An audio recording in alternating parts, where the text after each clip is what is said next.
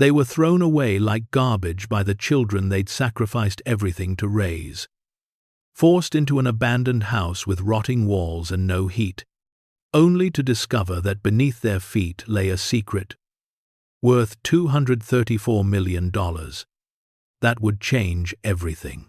Before we explore this incredible true story, make sure to smash subscribe, because tomorrow we have an extra special story for you that will blow your mind.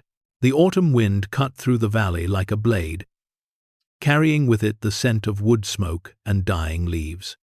Harold Brennan sat in the passenger seat of a borrowed pickup truck, his weathered hands folded in his lap, knuckles swollen from a lifetime of honest work. He was 73 years old, tall but stooped now, with shoulders that had carried heavy burdens for too long. His face was lined like a map of hard years, each wrinkle a story of sacrifice, each gray hair earned through worry and work. And for the first time in his life, he had nowhere to call home. Beside him, his wife Ruth clutched a cardboard box filled with photographs, the only possessions they'd been allowed to take. She was 71, small-boned and silver-haired, with eyes that had once sparkled with warmth, but now held only a hollow emptiness. She'd cried herself dry 3 days ago. Now those eyes just stared ahead, vacant and distant, as if her soul had retreated somewhere safe inside, where disappointment couldn't reach. Her hands trembled slightly as she held the box, and every few minutes she'd touch the photographs through the cardboard, as if making sure they were still real, still there. The truck belonged to Dennis Cooper, an old friend from Harold's factory days, back when both men had strong backs and full heads of hair. Dennis hadn't asked many questions when Harold called, voice breaking, asking for help.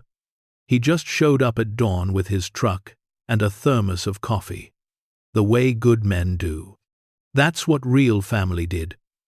Not like the children Harold and Ruth had raised, fed, clothed, and put through college with money they didn't have.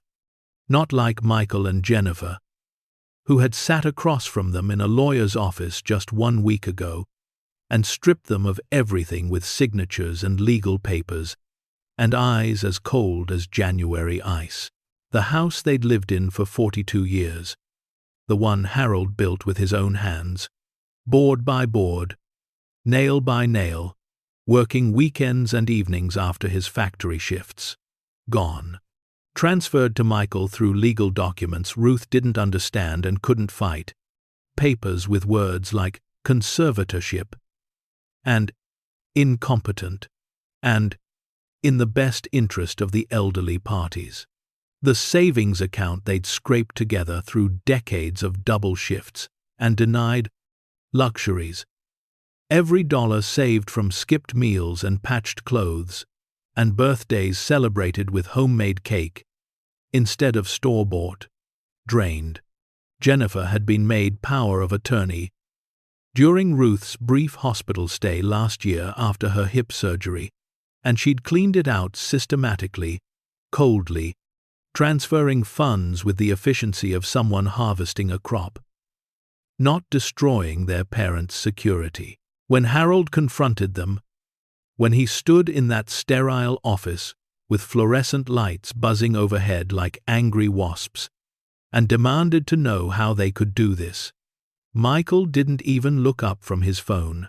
He just kept scrolling, his thumb moving across the screen with practiced indifference, his expensive suit perfect, his hair styled, his manicured nails catching the light. "You're getting old, Dad," he'd said flatly, still not looking up. "You can't manage things anymore. You left the stove on twice last month. Mom fell in the shower. You're a danger to yourselves. We're doing what's best." Jennifer at least had the decency to fake concern, though her eyes never quite matched the sympathetic expression she'd arranged on her face. "You'll be taken care of," she'd said, reaching out to touch Ruth's hand with fingers that felt like ice despite the warm room. We've arranged a place for you. Oakwood Senior Living. It's very nice, clean, safe. You'll have everything you need. The place was Oakwood Senior Living, a state-run facility 3 hours away from everyone they knew. From the town they'd called home for 5 decades. From the church where they'd been married. From the cemetery where Harold's parents were buried. The rooms were 8 feet by 10 feet, smaller than most prison cells. The food was served on plastic trays at specific times, whether you were hungry or not. Visitors were allowed on Sundays, between 2 and 4 in the afternoon, as if love and family could be scheduled like a dental appointment. The hallways smelled of disinfectant and despair, and the residents sat in wheelchairs along the walls like forgotten furniture, eyes vacant, mouths slack, warehoused until they stopped breathing. Harold had visited once, taken the bus out there on a rainy Tuesday to see what his children had arranged for them. He'd walked those halls, seen the tiny rooms with their single beds and their shared bathrooms, watched the nurses hurry past residents who called out for help that never came. He'd seen the vacant eyes of people who'd been left there by families who visited less and less until they stopped visiting at all. People who'd once had lives and jobs and grandchildren, now reduced to a name on a door and a chart on a clipboard. He'd stood in the common room, where a television played to an audience that had stopped watching years ago, and he'd known with absolute certainty that he would rather die than live like that. He told Michael and Jennifer they wouldn't go, that they'd find another way, that they were still capable, still sharp, still able to take care of themselves. That's when Michael smiled, and it was the kind of smile that didn't reach his eyes, the kind of smile a snake might give a mouse. Then, you'll figure it out on your own, he'd said, finally looking up from his phone. The house is sold. The account is closed. You've got until Friday to get your things out. After that, anything left behind becomes property of the new owners. And just like that, they were homeless. 73 and 71 years old, with a combined 144 years of life experience, and they were on the street, like vagrants, like people who'd made bad choices and burned bridges and squandered opportunities. Except they hadn't. They'd done everything right. They'd worked hard, paid their taxes, raised their children, stayed married. They'd played by every rule society had given them. And still, they'd ended up here, in a borrowed truck, with a box of photographs, and nowhere to go. Dennis slowed the truck as they turned onto a narrow dirt road that hadn't been maintained in years, maybe decades. Branches scraped the sides of the vehicle with sounds like fingernails on a chalkboard. Deep potholes jarred them violently, making Ruth gasp and clutch the box tighter. The road seemed to go on forever, winding through dense woods where the late afternoon sun barely penetrated the canopy of leaves, turning gold and red and brown. "You sure about this?" Dennis asked quietly, his voice rough with concern and something that might have been anger on their behalf. He'd offered to let them stay with him, but his apartment was small, and he had his own troubles. A disabled son, medical bills, barely making ends meet himself. Harold nodded, throat too tight to speak. They didn't have a choice. This was the only option left. Ruth said nothing. She hadn't said much of anything since the day they'd been forced to leave their home. It was like something had broken inside her, something essential and irreparable. The spark that had made her Ruth. The woman who sang while doing dishes, who left notes in Harold's lunch pail, who could make a whole meal from leftovers and love. That spark had dimmed to almost nothing. Harold reached over and squeezed her hand. She squeezed back, but weakly, automatically, like a reflex that no longer carried meaning. The house appeared through the trees like something from a nightmare, like something that had been abandoned not just by people, but by hope itself. It was a 2-story farmhouse, probably built in the 1930s or 40s, with peeling white paint that hung in long strips like dead skin. The front porch sagged in the middle. The wood rotted through in places, creating dark holes that looked like missing teeth in a diseased mouth. Several windows were broken, the glass long gone, leaving dark, empty eyes staring out at nothing. The roof looked like it had missing shingles, and in places Harold could see through to the rafters beneath. Weeds grew waist-high in what had once been a yard, creating a jungle of brown stalks and thorny vines that grabbed at anything that passed. Dennis pulled up as close as he could get and killed the engine. For a long moment, nobody moved. The silence was oppressive, broken only by the ticking of the cooling engine and the rustle of wind through dead vegetation. Then Harold opened his door, the creak of the hinges loud in the stillness. "Let's see what we've got," he said, trying to sound confident, trying to sound like this was just another project, just another problem to solve. But his voice came out hollow, and he couldn't quite meet Dennis's eyes. The house belonged to no one, technically.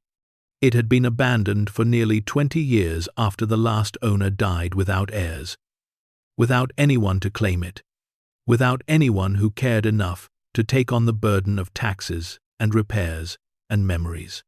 The county had tried to auction it off twice, but no one wanted it. Too remote, too far from town, too far from jobs and schools and civilization. Too damaged, the roof compromised, the foundation questionable, the plumbing and electrical systems decades past their useful life. Too much work for too little return. The county had eventually given up, leaving it to slowly collapse under the weight of time and weather and neglect.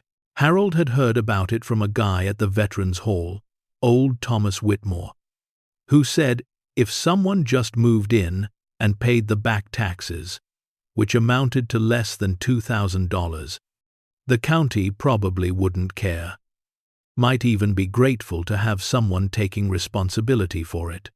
Squatters' rights, adverse possession, legal terms for what amounted to the desperate finding shelter where no one else wanted it.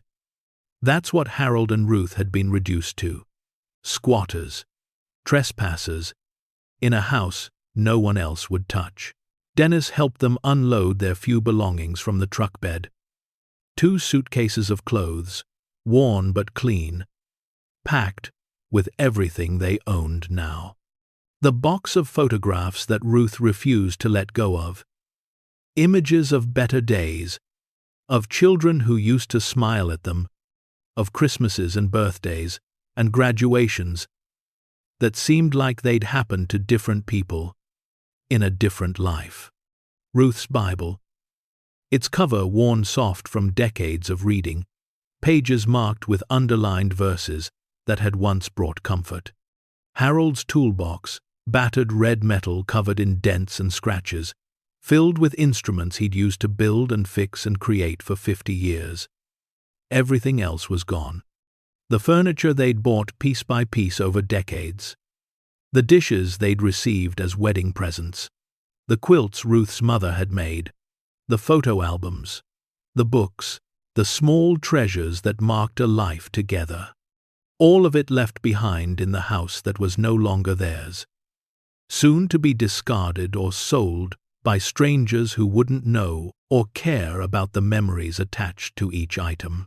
Inside, the house smelled of mold and rodent droppings and decay, a thick organic stench that made Ruth cover her mouth and turn away. The floorboards creaked ominously under their weight, some of them soft and spongy with rot, threatening to give way with each step. There was no electricity. Of course, the lines had been disconnected decades ago. No running water, the pipes frozen and burst long ago. The windows that weren't broken were so dirty they barely let in light, creating a perpetual twilight even in the middle of the afternoon. A family of raccoons had been living in the kitchen, and they'd left their mark everywhere. Torn bags, scattered debris, droppings in the corners, a nest made of shredded insulation, and newspaper in what had once been a cabinet. But there were 4 walls, mostly intact despite the holes, and a roof, sagging but present, keeping out most of the rain. It was shelter. Barely, marginally, but shelter nonetheless. It was more than they'd have sleeping in Dennis's truck, or under a bridge, or in one of those homeless shelters where your possessions got stolen and your dignity got stripped away piece by piece. Harold walked through the rooms slowly, his contractor's eye assessing the damage with grim determination. It was bad, worse than he'd hoped, but not as bad as he'd feared. The foundation seemed solid. That was something. The frame was intact, the studs straight. During the Depression, his grandfather had raised 6 kids in a house not much better than this. He'd told Harold stories about winters when ice formed on the inside of the windows, about meals that consisted of bread and lard, about making do with nothing and being grateful for it. People survived.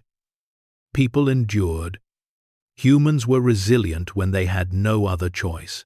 Ruth stood in what had once been the living room, still holding her box of photographs, looking so small and fragile she seemed in danger of disappearing entirely.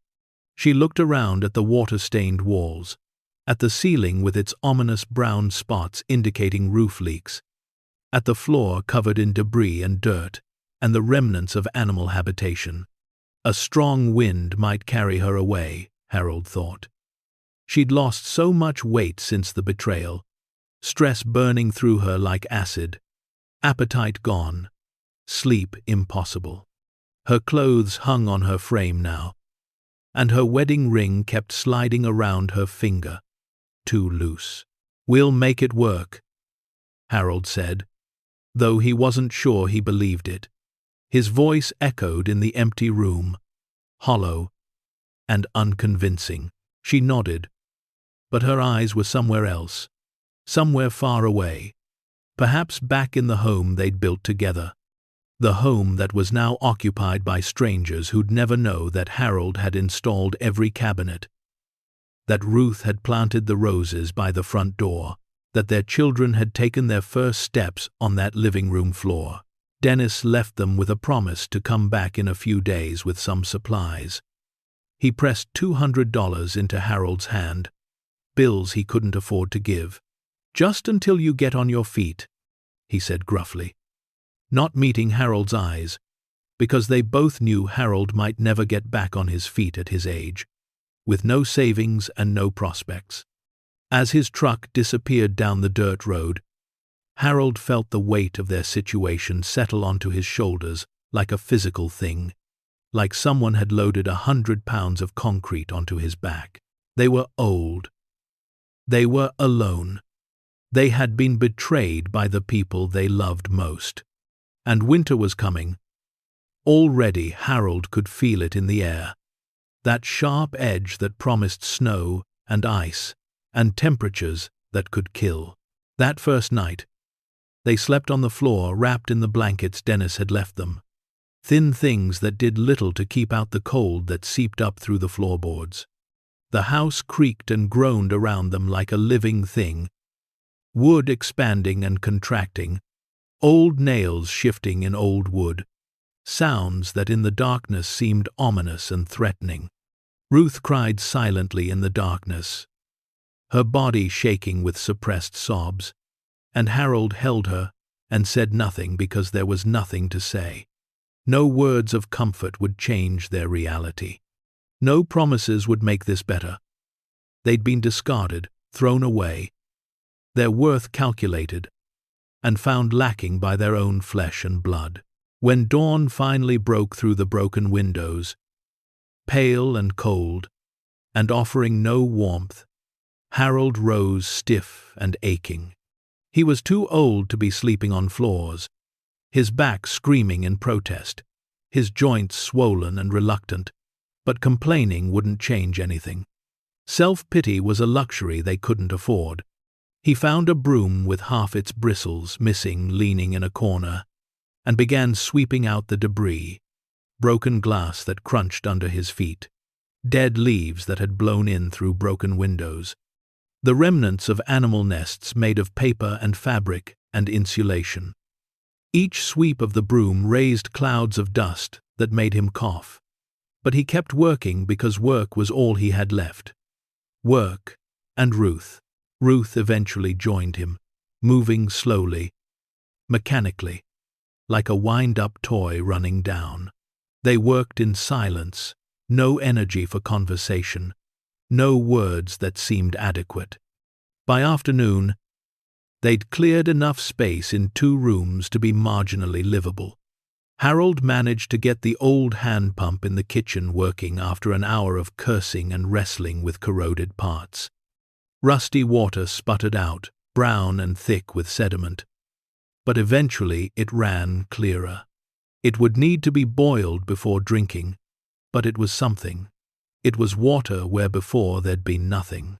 As the sun began to set, painting the dirty windows in shades of orange and gold, Harold made a small fire in the old stone fireplace.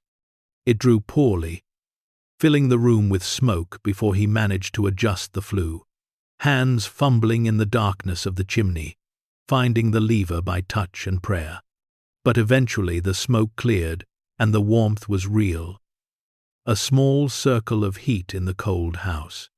For the first time since they'd arrived, Ruth sat down close to the flames and seemed to relax slightly, the tension in her shoulders easing just a fraction. "Do you think they'll come looking for us?"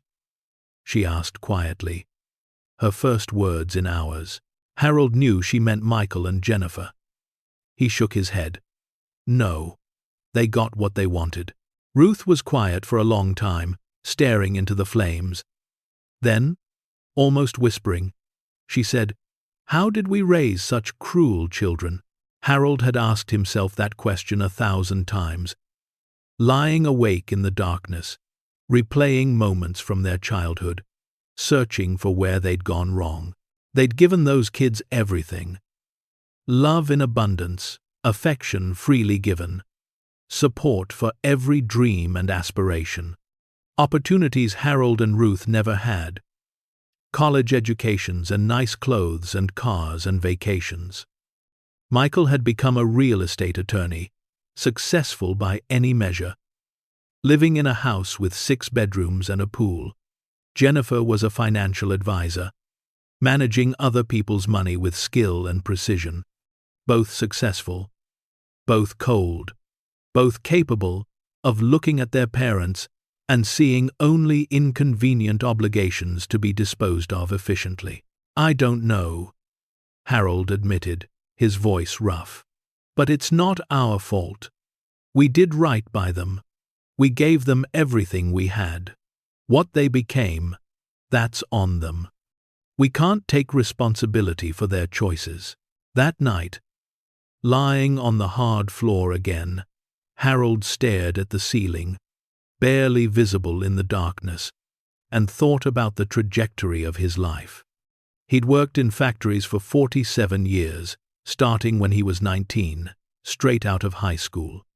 Came home every night, smelling like motor oil and metal shavings, his hands cut and bruised, his back aching, his ears ringing from the constant noise of machines.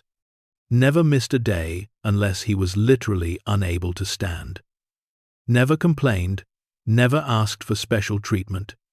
Just showed up and did the work and collected his paycheck and did it all again the next day.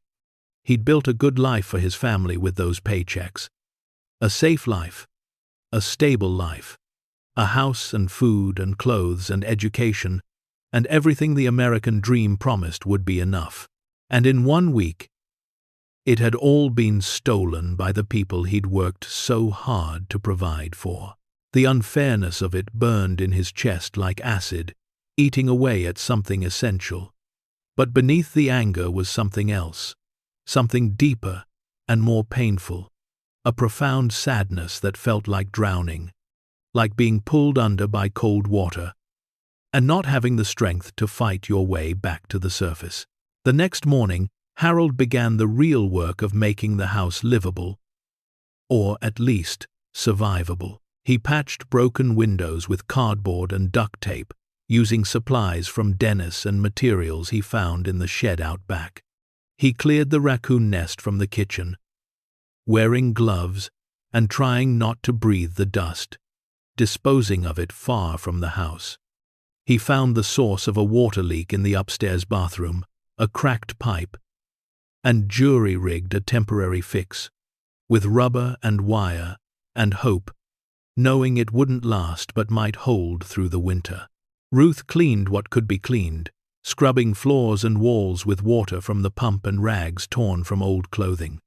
She organized their meager possessions with quiet efficiency, creating order from chaos, making corners of the house feel almost home-like.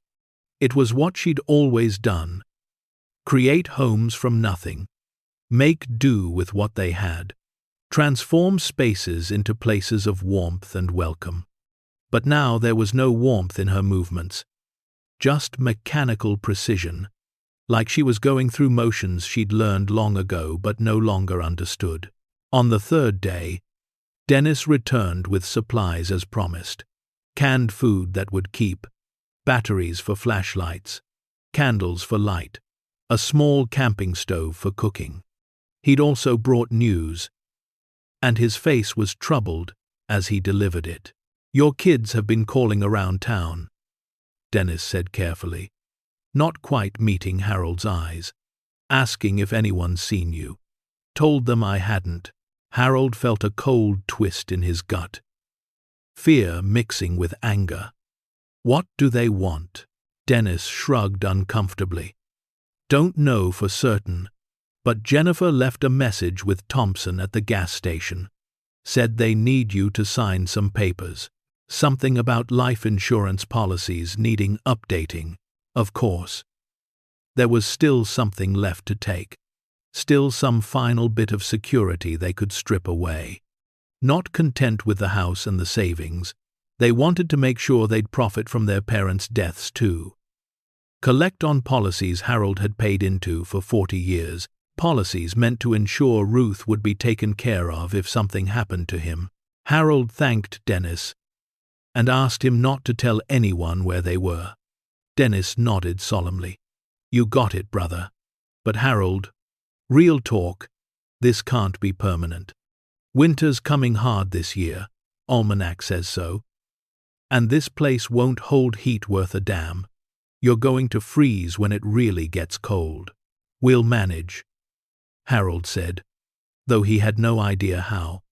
He just knew he couldn't think about that problem yet, couldn't add it to the weight already crushing him. After Dennis left, his truck disappearing down the dirt road in a cloud of dust, Harold explored more of the house, needing to understand what they were working with, what repairs were most urgent. The upstairs had 3 bedrooms, all with water damage, ceilings stained brown and yellow, plaster crumbling in places. The bathroom fixtures were rusted solid, the toilet unusable, the sink frozen. But in the back bedroom, the smallest one, tucked into the corner of the house, Harold found something interesting. The closet floor sounded hollow when he walked on it. He stopped, stood still, listening. Then he stepped again, deliberately, weight shifting. The sound was unmistakable. Hollow space beneath. The floor in the rest of the room was solid. The sound of his footsteps normal. But here in the closet, something was different. He knelt down and examined the boards carefully, running his hands over them, looking for seams or gaps or anything unusual. The boards were newer than the rest of the floor, he realized. Installed maybe 15 or 20 years ago, based on the lack of wear. And they weren't nailed down properly. He could see gaps where nails should be, places where the boards simply rested on the joists beneath. Curious, Harold found a screwdriver in his toolbox and began to pry up one of the boards. It came up easily, too easily, and beneath it was not the crawl space he expected, but darkness and a smell of earth and stone, cold air rising from below like breath from a cave. He grabbed a flashlight from his toolbox and shined it down into the opening. His breath caught in his throat. There was a space under the floor, but not a normal crawl space. This was deliberate construction. Stone walls, fitted together with old mortar, and steps, stone steps, descending into darkness. Harold's heart began to pound, though he wasn't sure why. Something about this felt significant, felt important in a way he couldn't name. He called for Ruth. She came slowly, warily, climbing the stairs with one hand on the rail, breath labored. When she reached the bedroom, Harold was pulling up more boards, widening the opening. "What is it?" she asked, the first real curiosity he'd heard in her voice since the betrayal. "Look at this," he said, gesturing to the opening. She peered down at the steps, frowning. The stone was old but well maintained. No crumbling, no signs of deterioration. This wasn't something abandoned. This was something that had been cared for, protected. "What is that? A basement?" Ruth asked. "This house doesn't have a basement," Harold said. "At least not one with an entrance from the main floor. I looked at the property records before we came. Single-story foundation, crawl space only. But this..." He shined the flashlight down, and they could see the steps continued beyond the beam's reach, descending into deeper darkness. They stared at the opening for a long moment. Then Ruth said something that made Harold's skin prickle. "Harold, look at the walls." He turned the flashlight to the stone walls of the stairwell. Ruth was right. There was something odd about them. They were too well constructed for a simple basement. The stones were fitted together with precision, with care, with the kind of craftsmanship that suggested this was important, that whoever built this had taken their time, had wanted it to last. And then Harold noticed something else. The mortar between the stones. It wasn't crumbling like it should be after decades. It looked almost fresh, maintained, preserved. "Someone's been taking care of this," he said quietly. "But the house has been abandoned for 20 years, Ruth said, voice tight, with something that might have been fear. They looked at each other in the dim light of the bedroom, and Harold saw his own confusion and growing unease reflected in Ruth's face. Why would someone maintain a hidden staircase in an abandoned house? What was down there that needed protection, preservation, secrecy? "We should probably just board it back up," Ruth said. "Forget we found it." But even as she said it, Harold could see in her eyes that she didn't mean it. After everything they'd lost, after being stripped of their home and their savings and their dignity, here was something mysterious, something hidden, something that might matter. They were too far down to turn away from questions now. "Tomorrow," Harold said, making a decision. "Tomorrow, when we have more daylight, we'll go down, see what's there." Ruth nodded slowly, and for the first time in days, Harold saw a flicker of something in her eyes that wasn't just emptiness. Curiosity, interest, maybe even hope. They replaced the boards carefully that night, covering the opening, but neither of them could sleep. They lay in the darkness, and Harold knew Ruth was awake too, both of them thinking about the stone steps descending into darkness, about what secrets this forgotten house might hold, about what they might find when the morning came. Morning came slowly, the pale November sun struggling to penetrate the dirty windows of the abandoned house. Harold was awake before dawn, lying on the hard floor, staring at the ceiling, thinking about the stone steps hidden beneath the bedroom floor. Sleep had been impossible. Every time he closed his eyes, he saw those precisely fitted stones, those well-maintained walls, that darkness descending into unknown depths. Beside him, Ruth stirred. And he knew she hadn't slept either. They didn't speak as they rose, joints protesting, bodies stiff from another night on the floor. Harold made weak coffee on the camping stove, instant crystals dissolved in water heated to barely lukewarm. They ate crackers from one of the cans Dennis had brought, neither tasting the food, both lost in thought about what waited upstairs. When they could delay no longer, when the sun had risen enough to provide real light, Harold gathered his flashlight, checked the batteries, and nodded to Ruth. Ready? She wrapped a shawl around her shoulders, the house cold enough to see their breath, and followed him up the stairs. Each step creaked under their weight, announcing their passage. In the back bedroom, Harold knelt and pulled up the loose floorboards again, revealing the opening they'd discovered the day before. In the morning light, it looked less ominous, but no less mysterious. "Let me go first," Harold said.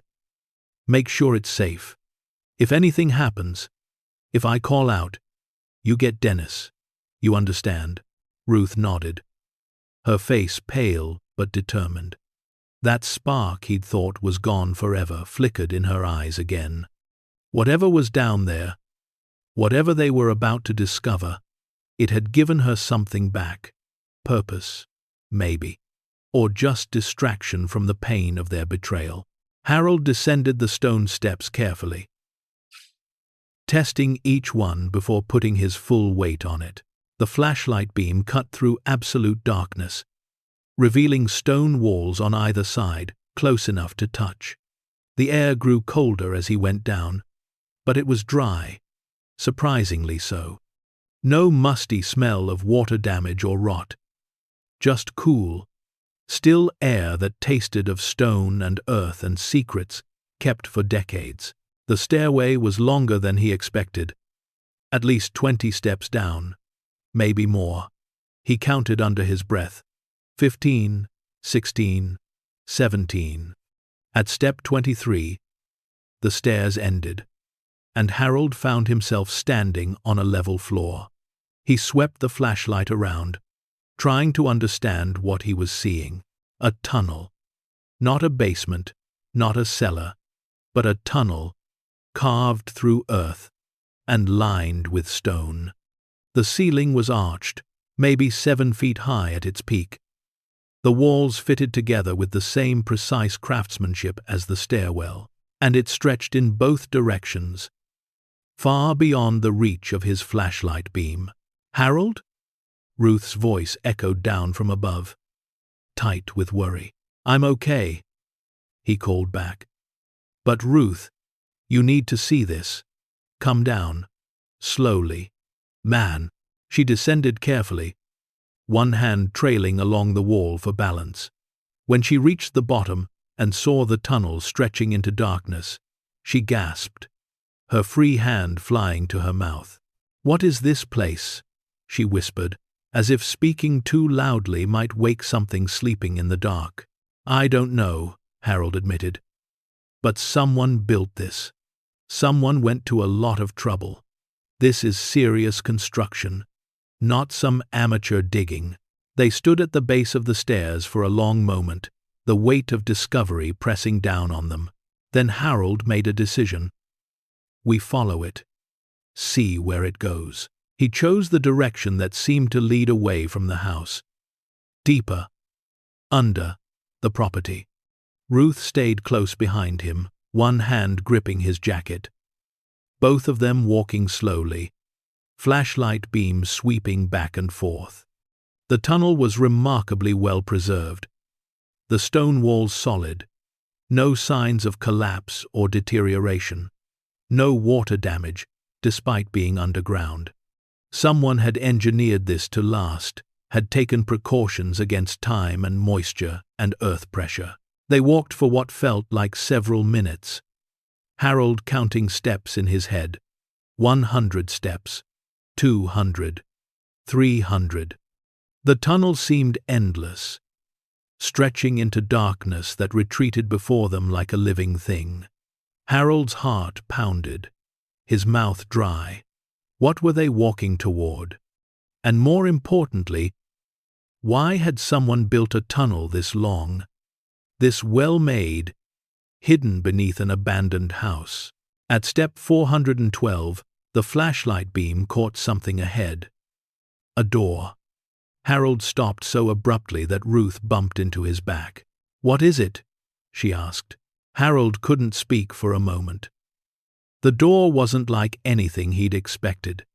It was metal, heavy, industrial, and it had a wheel lock on it, like something from a bank vault or a submarine. A circular mechanism that looked like it weighed 50 pounds. The metal was dull with age but not rusted, as if it had been treated with something to preserve it. They approached slowly, Harold's hand shaking as he reached out to touch the cold metal. The wheel was about 2 feet in diameter, with handles welded onto it for grip. Along the top of the door, barely visible in the flashlight beam, were numbers stamped into the metal. 1, 9, 7, 8. 1978. Ruth whispered. This was installed in 1978. Harold's mind raced. The house had been abandoned in 2003, Dennis had said. That meant this door had been here for at least 25 years while people were still living in the house. Someone had installed this, used this tunnel, maintained it, all while living their normal life above ground. "Harold," Ruth said, her voice strange, "I don't think we should open it." But Harold was already gripping the wheel. His hands shook, not from fear exactly, but from something else. Anticipation, dread, the sense that whatever was behind this door would change everything. That they were standing at a threshold they couldn't uncross once they'd stepped over it. "We have to know," he said quietly. The wheel was cold under his palms, the metal seeming to draw heat from his skin. He pulled, expecting it to be frozen, seized by decades of disuse. For a moment, nothing happened, and he thought maybe that was for the best. Maybe they should just walk back up those stairs and pretend they'd never found this place. Then, with a groan of metal on metal, the wheel began to turn. It moved easier than it should have, as if someone had maintained it, oiled it, kept it functional. Harold's breath came faster as he turned, the mechanism clicking with each rotation, some internal locking system disengaging piece by piece. Ruth's hand found his shoulder, gripping tight. Whether to stop him or support him, he wasn't sure. After 3 complete rotations, something deep inside the door clicked heavily, definitively. Harold pulled the handle, and the door swung open with surprising ease, its hinges well oiled despite everything. Beyond it was darkness so complete that Harold's flashlight seemed to barely penetrate it, the beams swallowed by whatever space waited on the other side. He stepped through, Ruth close behind, almost stepping on his heels. The flashlight beam swept across the space, and Harold's mind struggled to process what he was seeing. It was a room, large, maybe 30 feet by 30 feet. The ceiling was supported by thick wooden beams, and the walls were the same fitted stone as the tunnel. But it was what filled the room that made Harold's legs go weak, that made his grip on the flashlight falter for a moment. Shelves.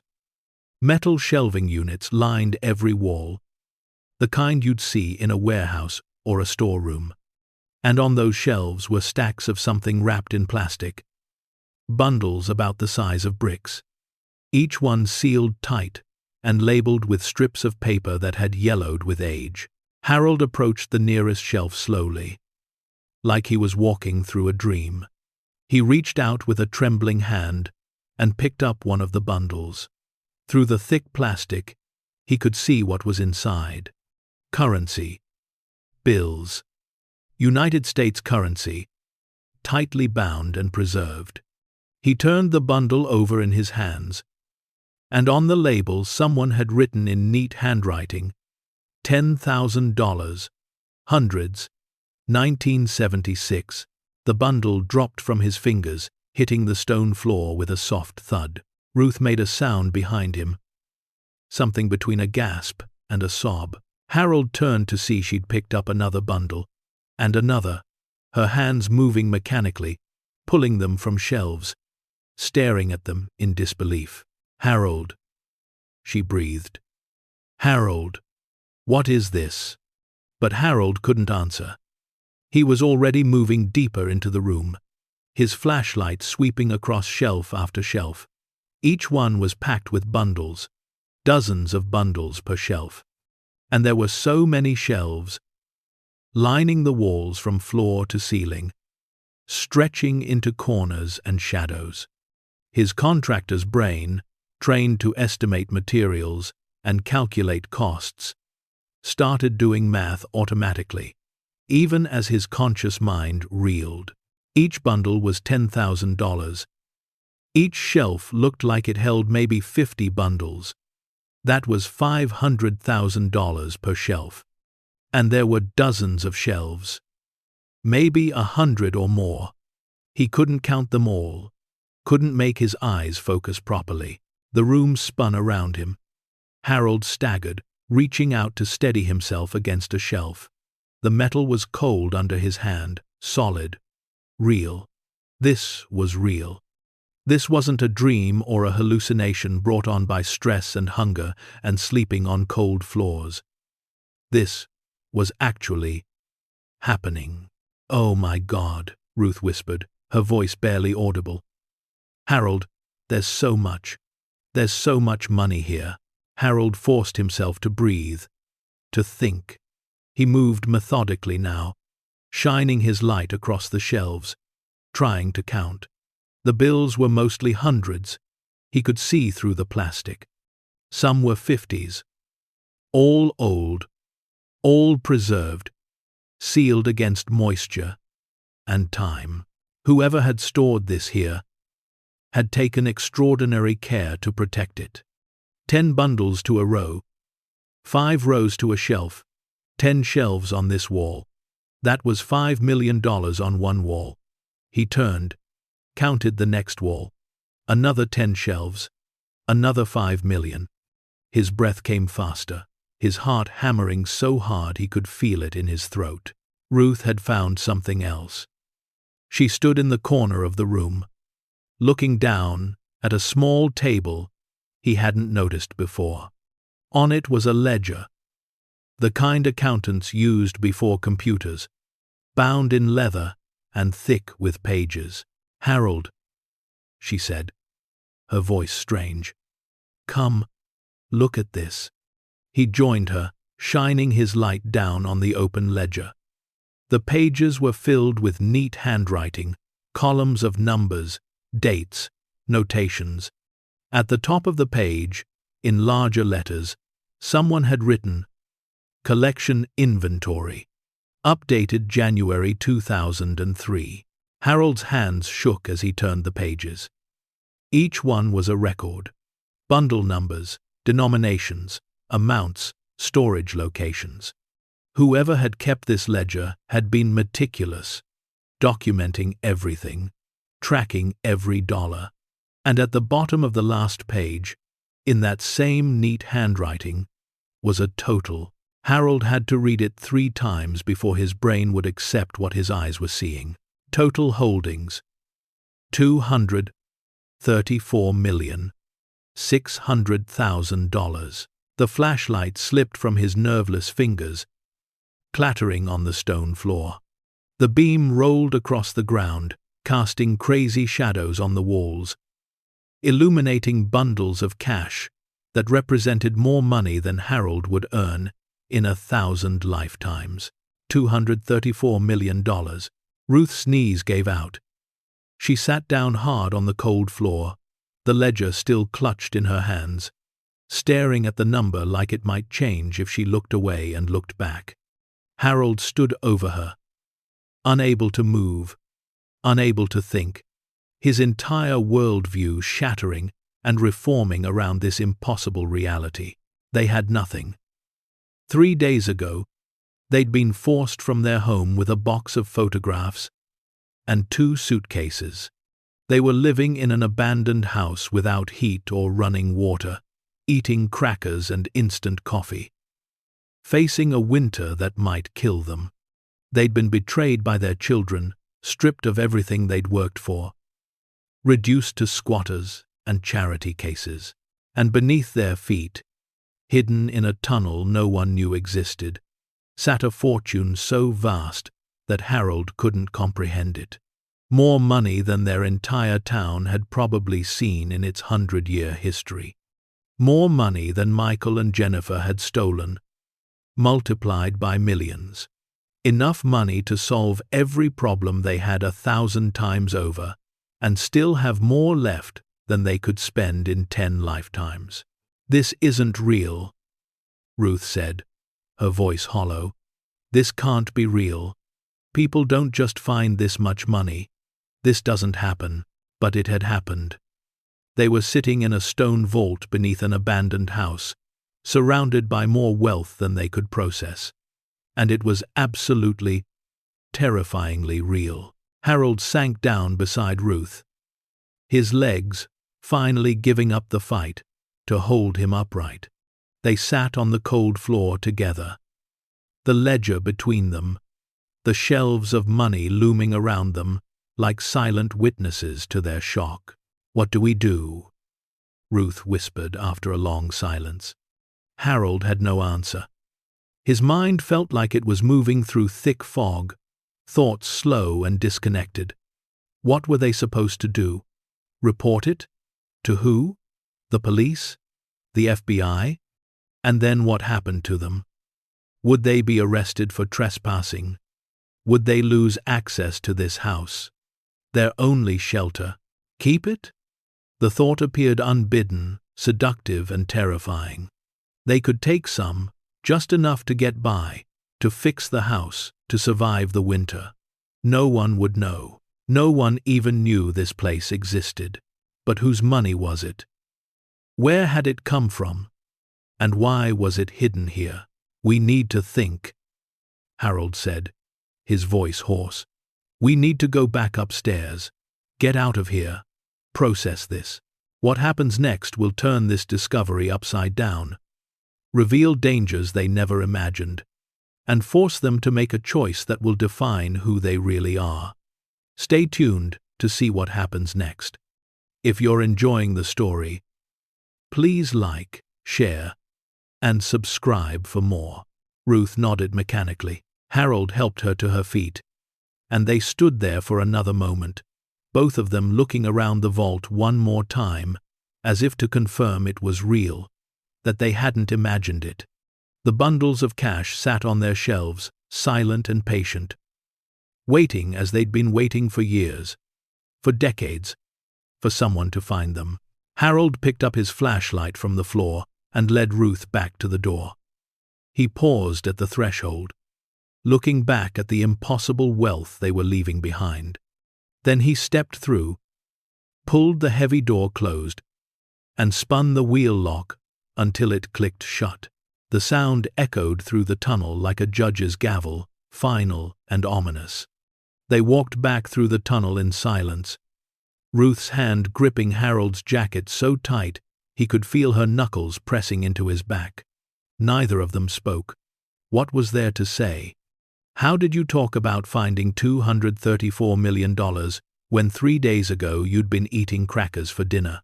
The stone steps seemed steeper going up, Harold's legs shaky, his breath coming in gasps.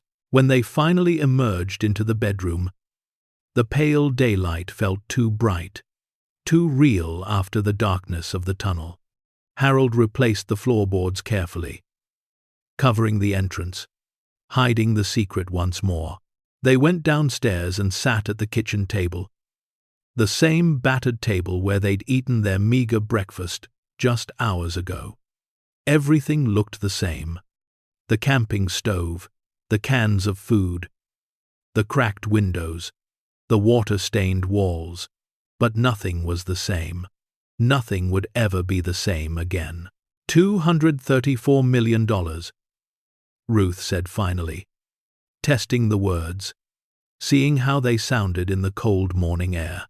Harold nodded, unable to speak. Harold, we need to think about what this means, where that money came from, because people don't hide that much money unless there's a very good reason. A very bad reason. She was right, of course. Harold's mind was starting to work again, moving past the shock to the implications. That much money, hidden in a secret vault beneath an abandoned house, preserved and maintained for decades. That wasn't someone's life savings. That wasn't lottery winnings or inheritance or any legitimate source of wealth. That was criminal money. It had to be. Drug money, maybe, or mob money. The profits from crimes Harold didn't want to think about. Money that had been hidden away by someone who couldn't risk putting it in a bank, who couldn't let anyone know it existed. Whoever hid it there, Harold said slowly, thinking it through. They must be dead. The house has been abandoned for 20 years. If they were alive, they would have come back for it. Or maybe they're in prison, Ruth countered. Or maybe they told someone about it before they died. Someone who's been looking for it all this time. The thought sent ice through Harold's veins. Someone might be looking for this money. Someone dangerous. Someone who wouldn't care that an elderly couple had stumbled onto it innocently. Someone who would do anything to get it back. We need to report it, Ruth said firmly. We need to call the police. Tell them what we found. Let them handle it. And then what? Harold asked, and he heard the bitterness in his own voice. They'll take it as evidence. They'll investigate. They'll probably investigate us too. Make sure we're not involved somehow.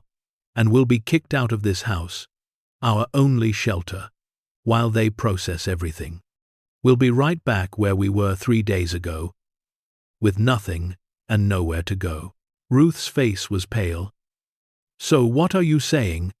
That we should keep it? That we should become thieves? No, Harold said quickly, though part of him, a part he didn't want to acknowledge, was whispering exactly that. I'm just saying we need to think. We need to be smart. We can't just react. They sat in silence, the magnitude of their discovery pressing down on them. Through the broken window, Harold could hear birds singing. Normal, everyday sounds of a normal, everyday world that suddenly felt very far away. I want to know more, Ruth said finally. About the house. About who owned it. About who might have hidden that money. Before we make any decisions, I want to know what we're dealing with. Harold nodded slowly. It made sense. Knowledge was power, or at least protection. If they were going to make an informed decision about what to do, they needed to understand what they'd found. The county records, he said. Property deeds. Tax documents. There has to be a paper trail. Houses don't just sit abandoned without some kind of history. And we need to be careful, Ruth added. We can't let anyone know what we found. Not yet. Maybe not ever. If word got out, if the wrong people heard about it.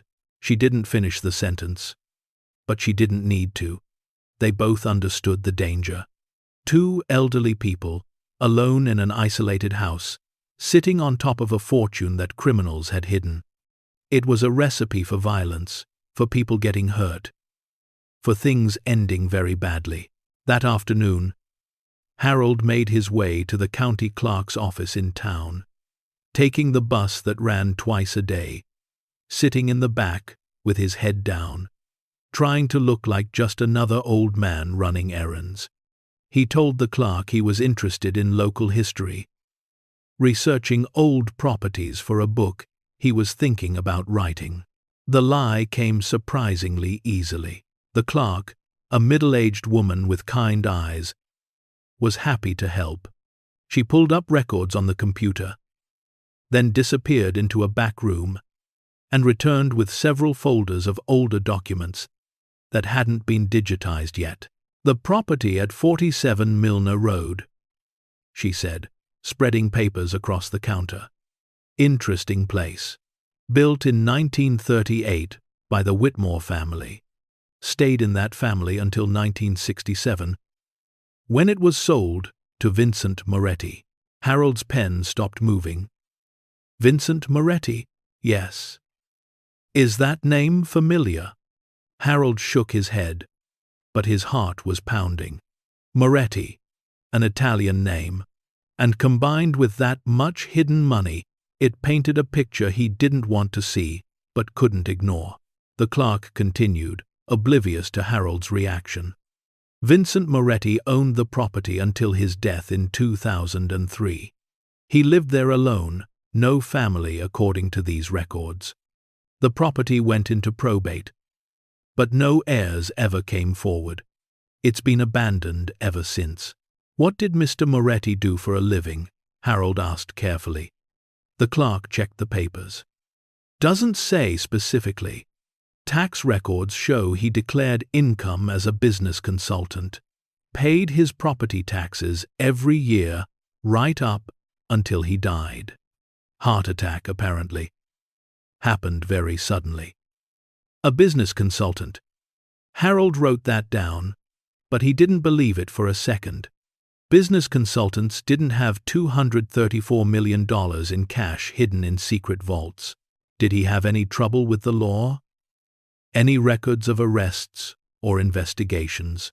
The clerk gave him an odd look. "That wouldn't be in these files. You'd have to check with the police department for anything like that." "Why do you ask?" "Just curious," Harold said quickly. "Trying to get a complete picture for my book. You know how it is." He thanked her, took copies of the documents she offered, and left before she could ask more questions. Outside, sitting at the bus stop, he reviewed what he'd learned. Vincent Moretti lived alone for 36 years in that house, died suddenly in 2003, and no one had been in the house since, which meant the money had been sitting there, undiscovered, for over 20 years. When he got back to the house, Ruth was waiting anxiously. He told her everything he'd learned, and they sat together, trying to piece together the puzzle. "Moretti," Ruth said thoughtfully. "That's definitely Italian. And that much money hidden away. Do you think he was connected to organized crime?" "I think we have to assume that," Harold said. "The timeline fits. The 70s and 80s. That's when a lot of that money was apparently collected, according to the dates in the ledger. That was the height of organized crime in this country." "So he was hiding money for the mob," Ruth said quietly. "And he died before he could tell anyone where it was. Or maybe he was supposed to tell someone and didn't. Maybe that's why it's still there." They looked at each other, and Harold could see his own fear reflected in Ruth's eyes. They'd stumbled into something far bigger and more dangerous than they'd imagined. This wasn't just hidden money. This was evidence of decades of criminal activity. Money that had probably been earned through violence and suffering and crimes Harold didn't want to contemplate. "We should report it," Ruth said again, but her voice was less certain now. "It's not ours. It's blood money. We can't keep it." "But what if reporting it puts us in danger?" Harold argued. "What if there are still people out there looking for this money? What if we become targets? We're already in danger just by knowing about it," Ruth pointed out. At least if we report it, the authorities will know. There will be a record. That might protect us. Harold wanted to argue, but he couldn't find the words. Because she was right, and he knew it. The smart thing, the safe thing, the right thing was to report what they'd found and let the authorities handle it. But another part of him, a part that was growing louder with each passing hour, kept thinking about what that money could do. They could take just enough to fix the house, to buy proper food, to have heat and running water and basic human dignity. No one would miss it. No one even knew it existed. And after everything they'd been through, after everything that had been stolen from them by their own children, didn't they deserve some compensation from the universe?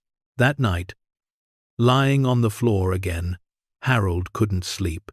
His mind kept returning to the vault, to those shelves lined with bundles of cash, to the number in that ledger, $234 million. It was more than he could conceptualize, more than seemed real. Beside him, Ruth was also awake. He could tell by her breathing, shallow and irregular. "Harold," she whispered, in the darkness. "Yeah, I've been thinking about Michael and Jennifer, about what they did to us. And I keep wondering, if they knew about this money, would they report it? Would they do the right thing?" Harold knew the answer to that question. Michael and Jennifer would take every penny without hesitation, without guilt, without a second thought. They'd proven that they valued money more than their parents, more than family, more than basic human decency. They wouldn't, he said quietly. They'd take it and never lose a minute of sleep. "I know," Ruth said. "And I've been lying here feeling angry about that. Angry that they're so selfish, so greedy, so willing to do whatever it takes to get what they want. And then I realized something." She paused, and Harold waited. "I realized I was feeling angry because part of me wants to be like them. Part of me wants to take that money and not care where it came from or who it hurt. Part of me wants to justify it by saying we've suffered enough. We've earned it. We deserve something good after everything bad. And that scared me, Harold. That scared me more than anything. Because if we take that money, even a little bit of it, how are we different from them?" Harold felt tears burning in his eyes, because she'd put into words what he'd been feeling but couldn't articulate. The temptation wasn't just about money. It was about becoming something they'd always despised. It was about letting the betrayal change them into the very people who'd betrayed them. "So what do we do?" he asked, his voice breaking. "I don't know yet," Ruth admitted, "but I know we need to pray about it. Really pray. Not just the going through the motions kind. We need guidance, because this is bigger than us. This is about who we are and who we want to be." They prayed together in the darkness, their voices barely whispers, asking for wisdom and strength and protection. And when they finally drifted into exhausted sleep, neither of them had answers, but both of them felt a little less alone. Tomorrow they would have to decide. Report the money and risk losing their only shelter, or keep the secret and risk losing themselves. Either way, nothing would ever be the same. The morning after their prayer, Harold woke with a decision crystallizing in his mind. Before they could determine what to do with the money, they needed to know everything about Vincent Moretti. Not just the bare facts from property records, but the real story, who he was, what he'd done, where that money came from. Knowledge was their only protection now, their only weapon against whatever dangers might be lurking in the shadows of this discovery. He told Ruth his plan over weak coffee and stale crackers. "I'm going to the library. They keep old newspapers on microfiche. If Moretti was involved in anything criminal, there might be articles, news stories, something that tells us what we're dealing with. Ruth nodded, her face drawn and tired. She'd slept poorly, Harold could tell. Dark circles under her eyes, making her look older than her 71 years. Be careful. Don't ask too many questions. Don't draw attention. I'll be careful, Harold promised. The county library was a small brick building on Main Street, wedged between a hardware store and a diner that had closed 3 years ago. Harold climbed the steps slowly, his back still aching from nights on the hard floor, and pushed through the heavy wooden doors. The smell hit him immediately. Old books, dust, and that particular mustiness that comes from decades of printed paper, aging in climate-controlled silence. The librarian was a young woman, maybe 30, with bright red glasses and a friendly smile. Harold gave her the same story he'd given the county clerk, researching local history for a book.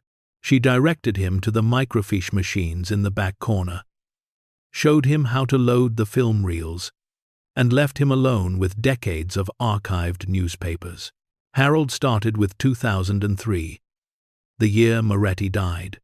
He scrolled through months of local news, high school sports, town council meetings, obituaries of people he'd never heard of. Then, in April, he found it. Local resident dies suddenly. The article was brief, just 3 paragraphs. Vincent Moretti, 68, found dead in his home on Milner Road. Apparent heart attack. No surviving family. Services private, but it was the last line that made Harold's pulse quicken. Mr. Moretti had lived in the area for over 30 years, after relocating from New Jersey in 1967. New Jersey. Harold wrote that down. He scrolled backward through the years, searching for any other mention of Vincent Moretti. There were a few.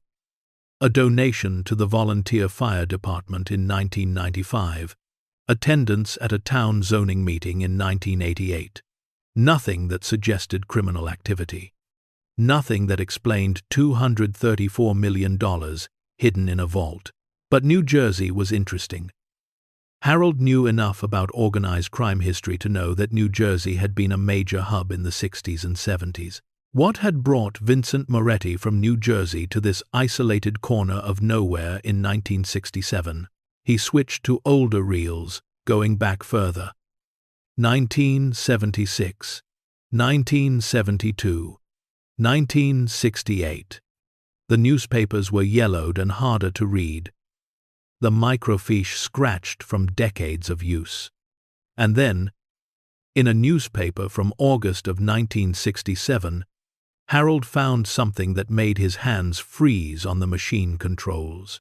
The headline read, "Former Associate of Organized Crime Figure Purchases Local Property."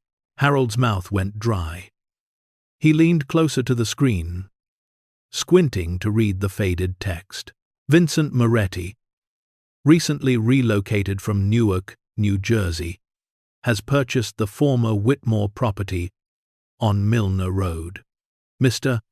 Moretti's name appeared in federal investigations into organized crime activities in New Jersey between 1962 and 1966, though he was never charged with any crimes. Sources indicate Mr. Moretti served as a financial associate to the Castellano crime family before relocating to our area. Local law enforcement states they will monitor the situation, though Mr. Moretti has committed no crimes in our jurisdiction. Harold read the article 3 times, his heart pounding harder with each pass. The Castellano crime family. Even Harold, who didn't follow organized crime news, recognized that name. They'd been one of the major families operating in the Northeast for decades, and Vincent Moretti had been their financial associate. Financial associate. That was a polite way of saying money launderer. Harold realized. Someone who moved cash, hid assets, kept the family's money safe from federal investigators. Someone who would know exactly how to build a secret vault and fill it with untraceable currency. Harold continued searching, now looking specifically for mentions of the Castellano family. What he found painted a picture that grew darker with each article: racketeering, murder, loan sharking, drug trafficking. The Castellanos had their fingers in every criminal enterprise imaginable, and the money had flowed like a river through the 60s and 70s. Then, in 1986, the family had been largely dismantled by federal prosecutions. Key figures went to prison. Others disappeared or turned state's evidence. The empire crumbled. Billions of dollars in assets seized by the government. But reading between the lines of the articles, Harold understood that not all the money had been found. Rumors persisted of hidden caches, of offshore accounts, of money that had been spirited away before the feds could seize it. Money that Vincent Moretti, the financial associate, might have been responsible for hiding. Harold printed several articles, the old dot matrix printer whirring and clicking, then carefully rewound the microfiche reels. His hands shook as he returned them to their boxes. What he'd discovered was worse than he'd feared. That money in the vault wasn't just criminal proceeds. It was Castellano family money, hidden away during the height of their power, probably meant to be a reserve fund in case things went bad, which they had. But Vincent Moretti had died before he could tell anyone where the money was hidden. Or perhaps he'd chosen not to tell anyone, deciding to take that secret to his grave. Either way, $234 million had been sitting in that vault for decades, unknown and untouched, until now. Until two desperate elderly people had stumbled onto it while looking for shelter. Harold left the library in a daze, the printed articles folded in his pocket, burning against his chest like hot coals. Outside, the autumn sun seemed too bright. The normal street scene of people going about their daily business, surreal and distant. How could the world just continue normally when he'd discovered something so dangerous, so world-changing? He was halfway to the bus stop when he noticed the car, a black sedan, tinted windows, parked across the street. There was nothing obviously suspicious about it. People parked on Main Street all the time. But something made Harold's instincts scream warning. The car was too clean, too new, too out of place in this small town where most people drove old pickups and beat-up Hondas. Harold forced himself to walk normally, not to look at the car again, not to show any sign that he'd noticed it, but his peripheral vision tracked it. And when he reached the bus stop and sat down on the bench, he saw the car was still there, hadn't moved. The bus came 10 minutes later. Harold climbed aboard, paid his fare, took a seat near the back. As the bus pulled away from the curb, he looked out the window. The black sedan was following. Harold's heart hammered against his ribs. He told himself he was being paranoid, that the car was probably just going in the same direction, that there was no reason to think anyone was watching him. But he couldn't shake the feeling, couldn't ignore the cold dread settling into his stomach. When the bus reached the stop nearest Milner Road, Harold got off. He watched as the bus pulled away, and there, 2 blocks back, the black sedan sat idling at the corner. It didn't follow him down the dirt road, at least not immediately. But Harold knew it was there, knew someone was watching.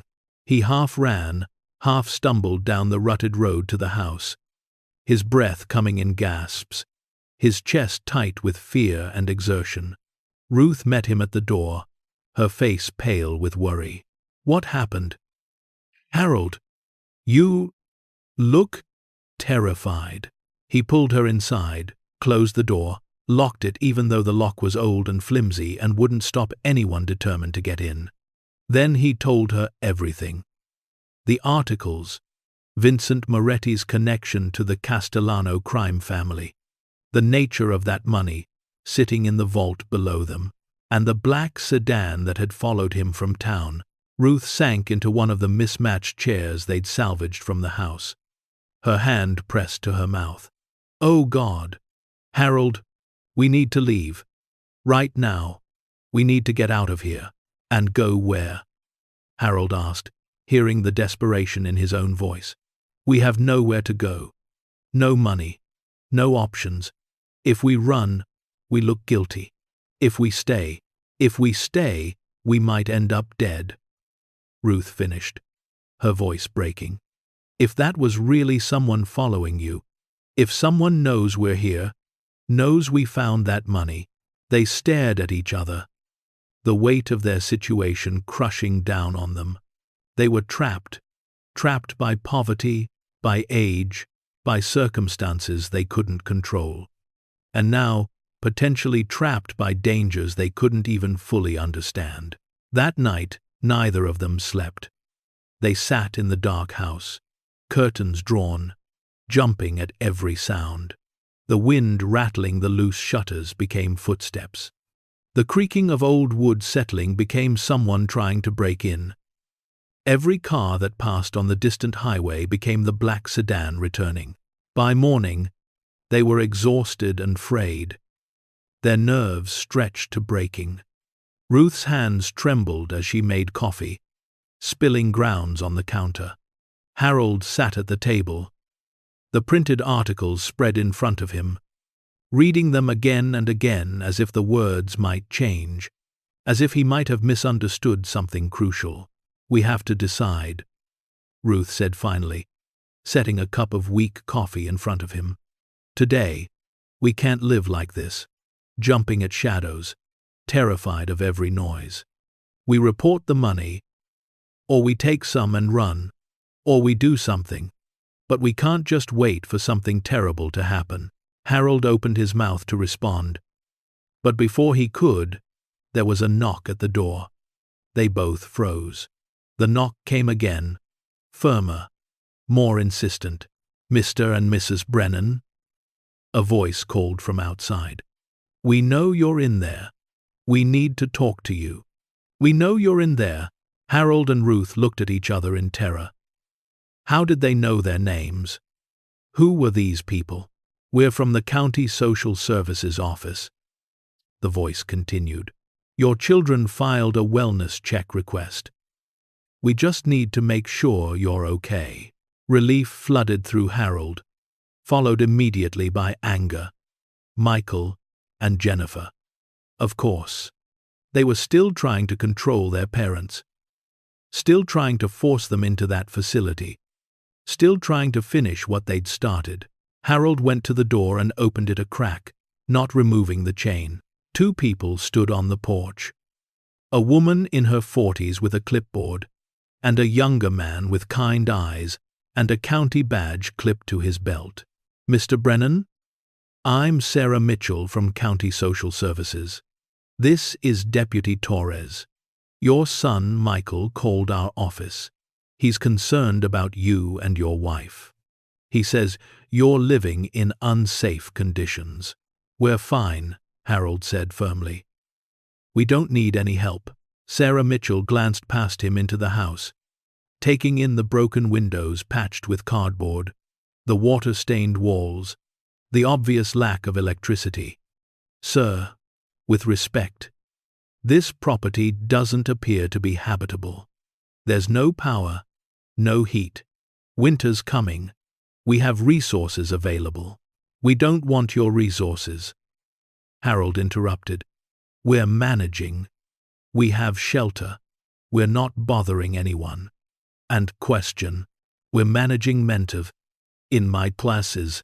Deputy Torres stepped forward. "Mr. Brennan, we're not here to force you to do anything, but your son has filed paperwork claiming you and your wife are not capable of caring for yourselves. There's going to be a hearing. A judge will decide whether you need to be placed under conservatorship. The word hit Harold like a physical blow. Conservatorship. That's how Michael had taken their house, their savings, and now he was trying to take their freedom, trying to have them declared incompetent so he could control every aspect of their lives. When? Harold asked, his voice hollow. 2 weeks from Monday. You'll receive official notice in the mail. You should get a lawyer if you can afford one. But Harold couldn't afford a lawyer. He couldn't afford anything. The $200 Dennis had given him was almost gone, spent on food and supplies.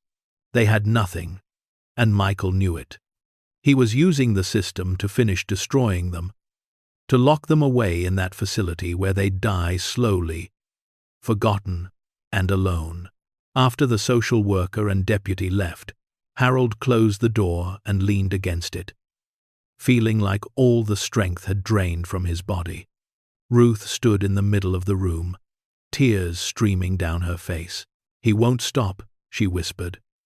Michael won't stop until he's taken everything, even our freedom, even our dignity. He wants us locked away where we can't embarrass him, where we can't remind him of what he did. Harold's hands clenched into fists.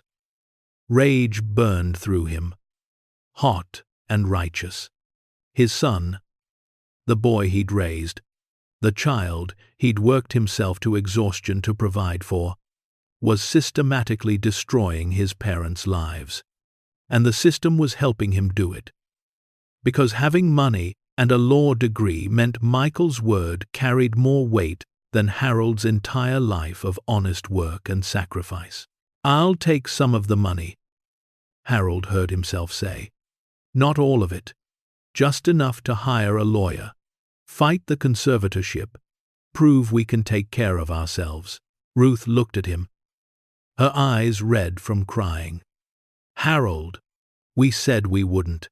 That was before, Harold interrupted. Before I knew Michael was trying to have us locked away. Before I knew he'd use every tool at his disposal to finish what he started. Ruth, if we don't fight this, if we can't afford a lawyer, we'll end up in that facility. And we'll die there. Is that what you want? No, Ruth admitted, her voice small. But taking that money, it changes us. It makes us thieves. And Renda, I have my like from self. We're already thieves in everyone's eyes, Harold said bitterly. Michael's told the county we're incompetent. We're squatting in a house we don't own. We have nothing and no one believes in us. What's the difference if we take enough to defend ourselves? Ruth was quiet for a long time. Then she said, How much? 50,000, Harold said. The number had been forming in his mind for days. Enough for a good lawyer. Enough to make basic repairs to this house so it looks habitable. Enough to survive the winter. But not so much that anyone would notice it missing from that vault. And then we report the rest? Ruth asked. Harold hesitated. He wanted to say yes, wanted to promise they'd do the right thing after they'd taken care of themselves. But he couldn't make that promise yet. Couldn't see that far into the future. Let's just get through this hearing first. One step at a time. That afternoon, Harold descended into the tunnel alone. Ruth couldn't bring herself to go down there again. Couldn't face the temptation of all that money sitting in the darkness.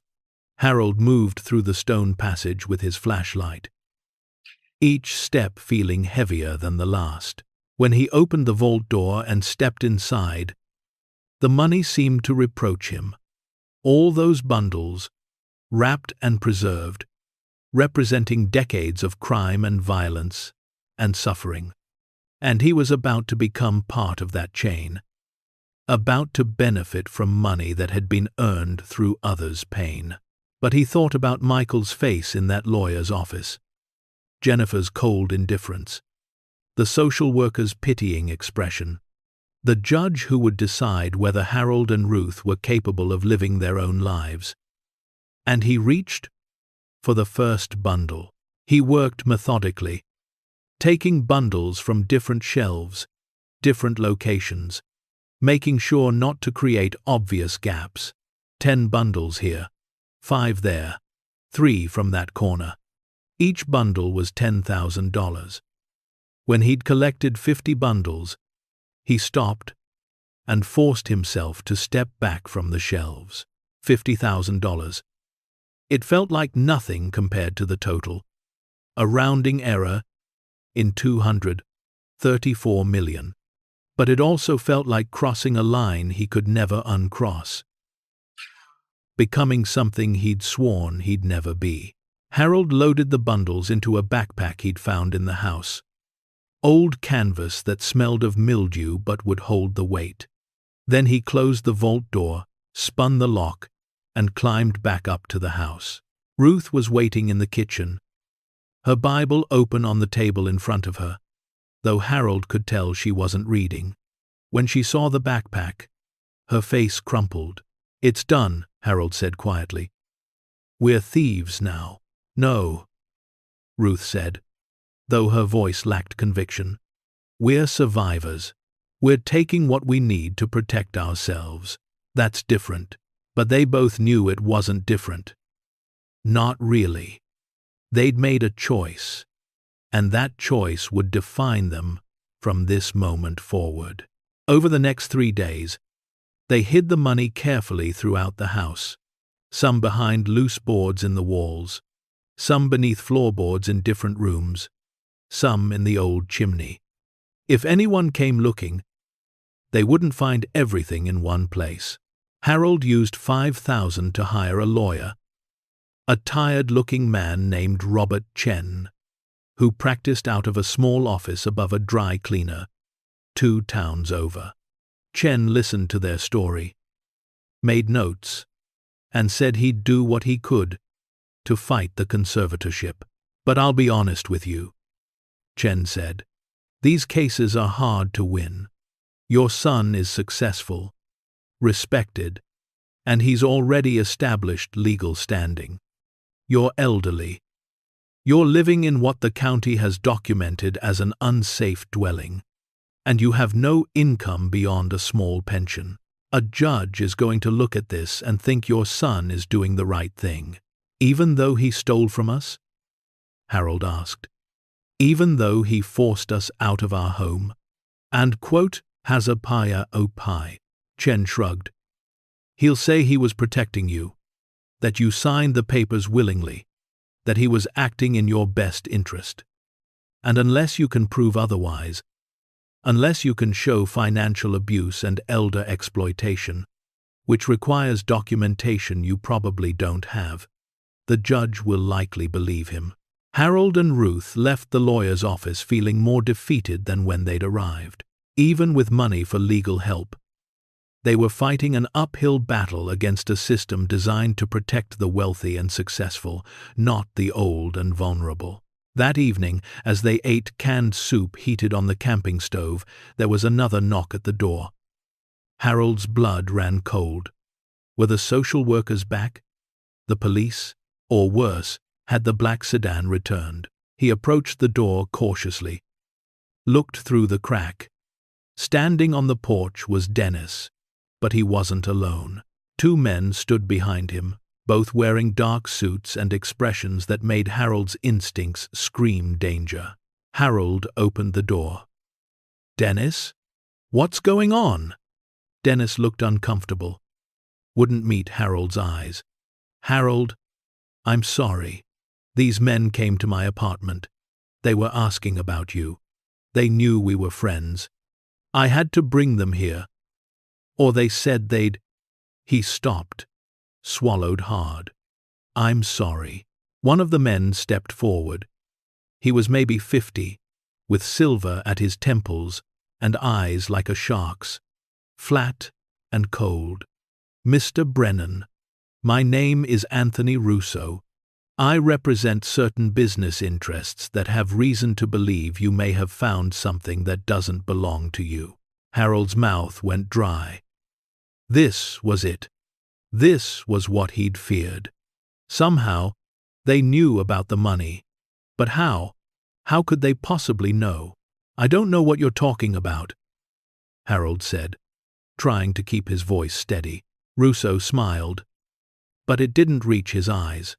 "Mr. Brennan, let's not play games. We know Vincent Moretti lived in this house. We know he died without revealing the location of certain assets. Assets that belong to our organization. And we know that this house has been thoroughly searched multiple times over the past 20 years with no success." He paused, letting that sink in. "But then you and your wife move in. You start asking questions at the library, looking up old newspaper articles about Vincent and his associates. That kind of curiosity makes us wonder what you might have found." Harold's mind raced. The library. They'd been watching the library. Or maybe they had someone working there. Someone who'd noticed his searches and reported back. He'd been so careful. Or thought he had been. But he'd left a trail anyway. "We haven't found anything," Harold said. "We were just curious about who used to live here. That's all." Anclas, the second man, stepped forward, larger than Russo, with hands like sledgehammers and a face that had seen violence and dealt it out regularly. "Mr. Brennan, we can do this easy or hard." "Easy. You tell us what you found, show us where it is, and you and your wife walk away with your lives, and maybe even a small finder's fee. Hard. Well, accidents happen. Especially to old folks living in unsafe conditions." The threat was clear, unmistakable. Harold felt Ruth come up behind him, her hand gripping his arm. "We need time to think," Harold said, amazed his voice didn't shake. "To discuss this. Give us 1 day." Russo considered this, then nodded. 24 hours. Then we come back, and you tell us what we want to know. And Mr. Brennan, don't think about calling the police. These assets were obtained through means that would implicate you as well. You took something that doesn't belong to you. That makes you a thief, just like everyone else involved. The law won't protect you." They left, Dennis stumbling after them, with one last apologetic look back at Harold. When they were gone, Harold closed and locked the door, though he knew that flimsy lock would do nothing against men like that. Ruth was shaking, her face white. "Harold, they're going to kill us. Whether we tell them or not, they're going to kill us because we know about the money." Harold knew she was right. Men like Russo didn't leave witnesses. If they gave up the location of the vault, they'd be murdered as soon as Russo verified the money was there. If they didn't, they'd be tortured until they talked, then murdered anyway. They were trapped. Completely, utterly trapped. "We run," Harold said suddenly. "Tonight, we take whatever cash we can carry, and we run. Get as far from here as we can."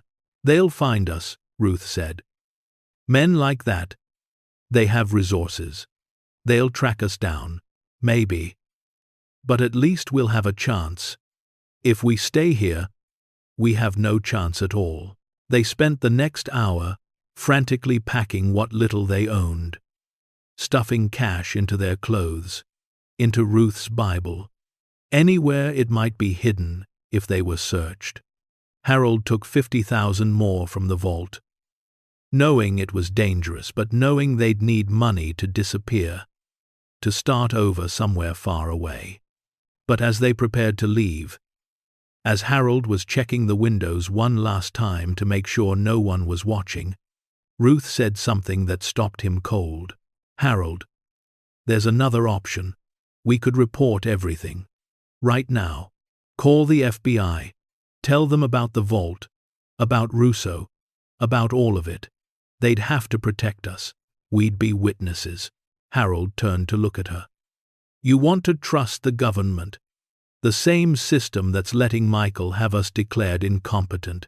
I want to survive, Ruth said simply, and I want to do it without compromising everything we believe in. We've already taken money that isn't ours. We've already become thieves.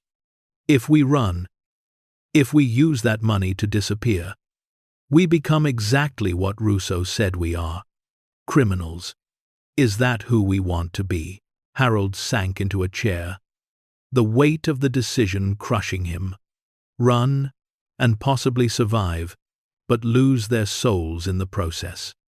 Or report everything, and possibly survive, while keeping their integrity, but risk retaliation from both the mob and from Michael's legal maneuvering. Either way, the odds weren't good. Either way, they might end up dead. But one way let them look at themselves in the mirror. If we report it, Harold said slowly, we lose this house. They'll seize it as evidence. We'll have nowhere to go again. The FBI has witness protection. Ruth countered. They'd relocate us. Give us new identities. Maybe that's better anyway. Maybe that's what we need. A complete fresh start where Michael can't find us, where the mob can't find us. Harold looked at his wife. This woman who'd stood beside him for 53 years, who'd been broken and beaten down by betrayal, but who still had strength he couldn't comprehend. She was right. She was always right about the important things. Okay, he said finally. We call the FBI. We tell them everything. And we hope to God they can protect us from what comes next. But even as he agreed, even as Ruth reached for the phone to make the call that would change everything, Harold couldn't shake the feeling that they'd already lost. That somewhere in the chain of events that had led them to this abandoned house and the fortune hidden beneath it, they'd taken a wrong turn from which there was no recovery. The only question now was whether they'd survive long enough to find out if they'd made the right choice. Ruth's hand trembled as she picked up the phone. It was an old landline they'd found in the house, surprisingly still connected, probably because the county had never bothered to disconnect it after Vincent Moretti died. She dialed 911, and Harold stood beside her, his hand on her shoulder, both of them knowing that this single call would change everything. I need to speak to the FBI, Ruth said when the dispatcher answered. My husband and I have discovered something. A large amount of money. We believe it's connected to organized crime. And there are dangerous people who know we found it. We need help. The dispatcher's tone changed immediately from routine to alert. Ma'am, stay on the line. I'm connecting you now. Within minutes, Ruth was speaking to an FBI agent at the field office 3 hours away. She told him everything, Harold leaning close to add details. Vincent Moretti, the Castellano family connection, the vault beneath the house containing $234 million in cash, Anthony Russo's visit, and his threats. The timeline of how they'd discovered it, how they'd researched it, how they'd taken some out of desperation, but were prepared to return it all. Stay where you are, the agent said, his voice tense with urgency. Don't leave the house. Don't let anyone in. We're sending a team immediately. They'll be there in 2 hours. Can you stay safe for 2 hours? We'll try, Harold said, looking at the flimsy door, the broken windows, the complete lack of security in this falling-down house. The next 2 hours were the longest of their lives. They sat together on the floor, backs against the wall, watching the door and windows, jumping at every sound. Harold had found an old tire iron, the only weapon in the house, and he clutched it in his hands, even though he knew it would be useless against men like Russo and his partner. Did we do the right thing? Ruth whispered in the darkness. I don't know, Harold admitted, but it's the only thing we could do. and still be us. Still be the people we raised our children to be, even if they didn't learn the lesson. Ruth leaned her head against his shoulder. I'm scared. Me too. They heard the vehicles before they saw them. Multiple cars, coming fast down the dirt road. Harold's heart hammered as he peered through a crack in the boarded window. But these weren't black sedans with tinted windows. These were official vehicles, marked and unmarked, FBI, emblazoned on the sides of some of them. The agents who entered the house were professional and efficient. The lead agent, a woman in her 40s named Sarah Mitchell, different from the social worker, examined their IDs, asked quick pointed questions, and then said, "Show us the vault." Harold led them upstairs, pulled up the floorboards, revealed the stone steps descending into darkness. 6 agents descended, weapons drawn, not knowing what they might find. Harold and Ruth waited in the bedroom, surrounded by other agents, protected but also watched carefully. Still suspects until their story could be verified. 20 minutes later, Agent Mitchell emerged from the tunnel, her face showing shock despite her professional training. "It's real," she said into her radio. "Send the forensic accounting team, and we need evidence techs. Lots of them." She turned to Harold and Ruth. "You're going to need to come with us. Protective custody until we can assess the threat level. Pack whatever you need for a few days." "A few days?" Ruth asked. "What happens after that? Depends on what we find down there and who else might be looking for it. But Mr. and Mrs. Brennan, I want you to know, you did the right thing calling us. That took courage. A lot of people wouldn't have." Over the next week, Harold and Ruth lived in a safe house. A nondescript apartment in a city they weren't told the name of, guarded 24 hours a day by federal agents. They watched the news obsessively. The story broke on the 3rd day.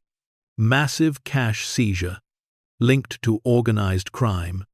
Discovery in abandoned house leads to new investigations into decades-old criminal enterprises. The news didn't mention Harold and Ruth by name, just described them as elderly occupants who reported the discovery to authorities. Agent Mitchell visited them regularly, keeping them updated. The forensic accountants were cataloging every bundle of cash in the vault. The total matched what Harold had read in the ledger: $234,600,000. The FBI had arrested Anthony Russo and 5 associates, charging them with making terroristic threats and attempting to recover proceeds from criminal enterprises. The investigation was expanding, looking into who else might have known about the money, who else might have been searching for it. "What happens to the money?" Ruth asked during one of these visits. "It's evidence for now," Mitchell explained. "Eventually, it'll be forfeited to the government. But there's something called the Asset Forfeiture and Sharing Program. People who provide information that leads to the seizure of criminal assets can receive a reward, typically up to 25% of the total recovered." Harold's hands started shaking. 25% of $234 million. That was almost $60 million. The number was so incomprehensible it didn't feel real. "We don't want that much," Ruth said immediately. "That's not why we reported it." Mitchell smiled slightly. "I know. Your actions have made that clear. But the law allows for it. And frankly, you've earned it. You could have kept that money. You took only enough to survive and hired a lawyer to fight what sounds like a legitimate case of elder abuse. Then, when threatened, you did the right thing instead of running.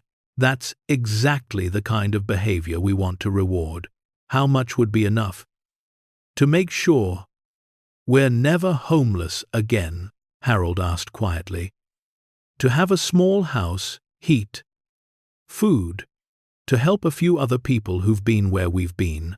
Mitchell considered this. The reward amount is determined by the U.S. Attorney's Office, but I can make recommendations. What if we proposed $1 million? It's enough to live comfortably for the rest of your lives. Help others.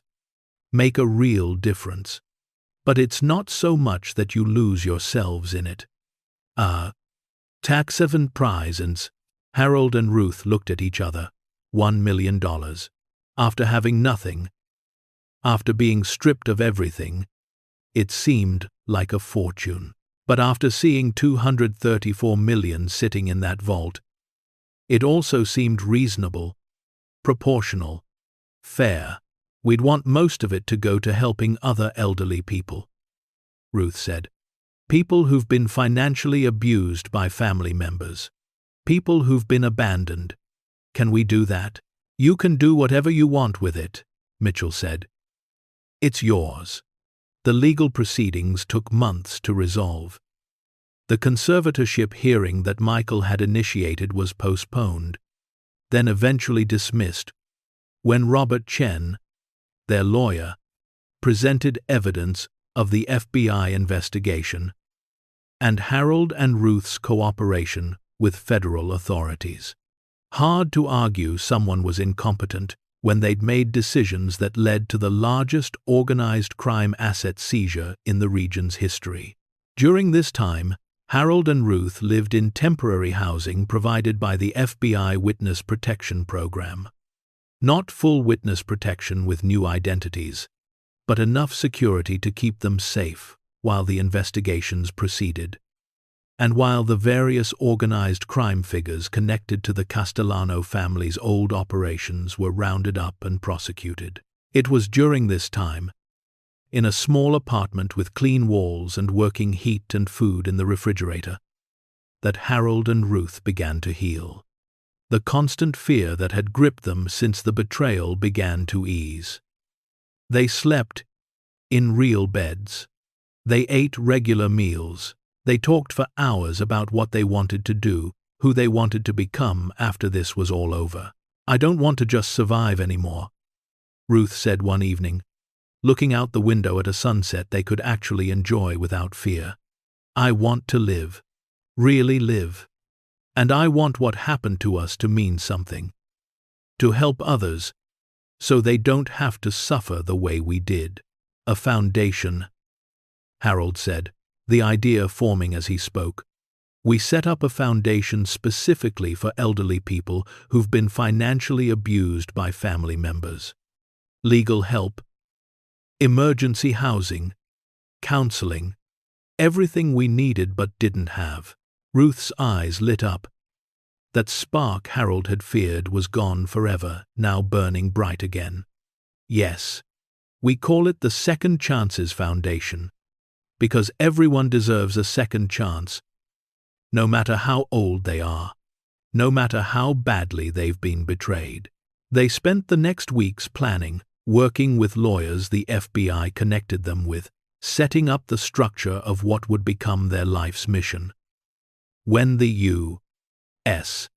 Attorney's Office officially awarded them $1 million as their share of the asset forfeiture, Harold and Ruth immediately committed $700,000 of it to establishing the foundation.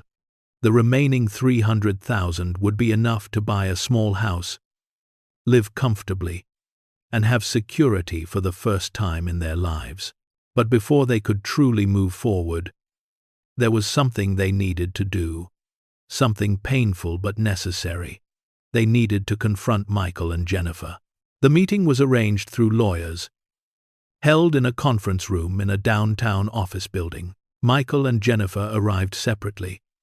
Jennifer with her new boyfriend, Michael alone and looking older than his 47 years, worn down by the scandal of what he'd done and the very public revelation of how his parents had discovered a fortune and given most of it away to help others. Harold and Ruth sat on one side of the table, their lawyer Robert Chen beside them. Michael and Jennifer sat across from them, and for a long moment, no one spoke. Finally, Harold broke the silence.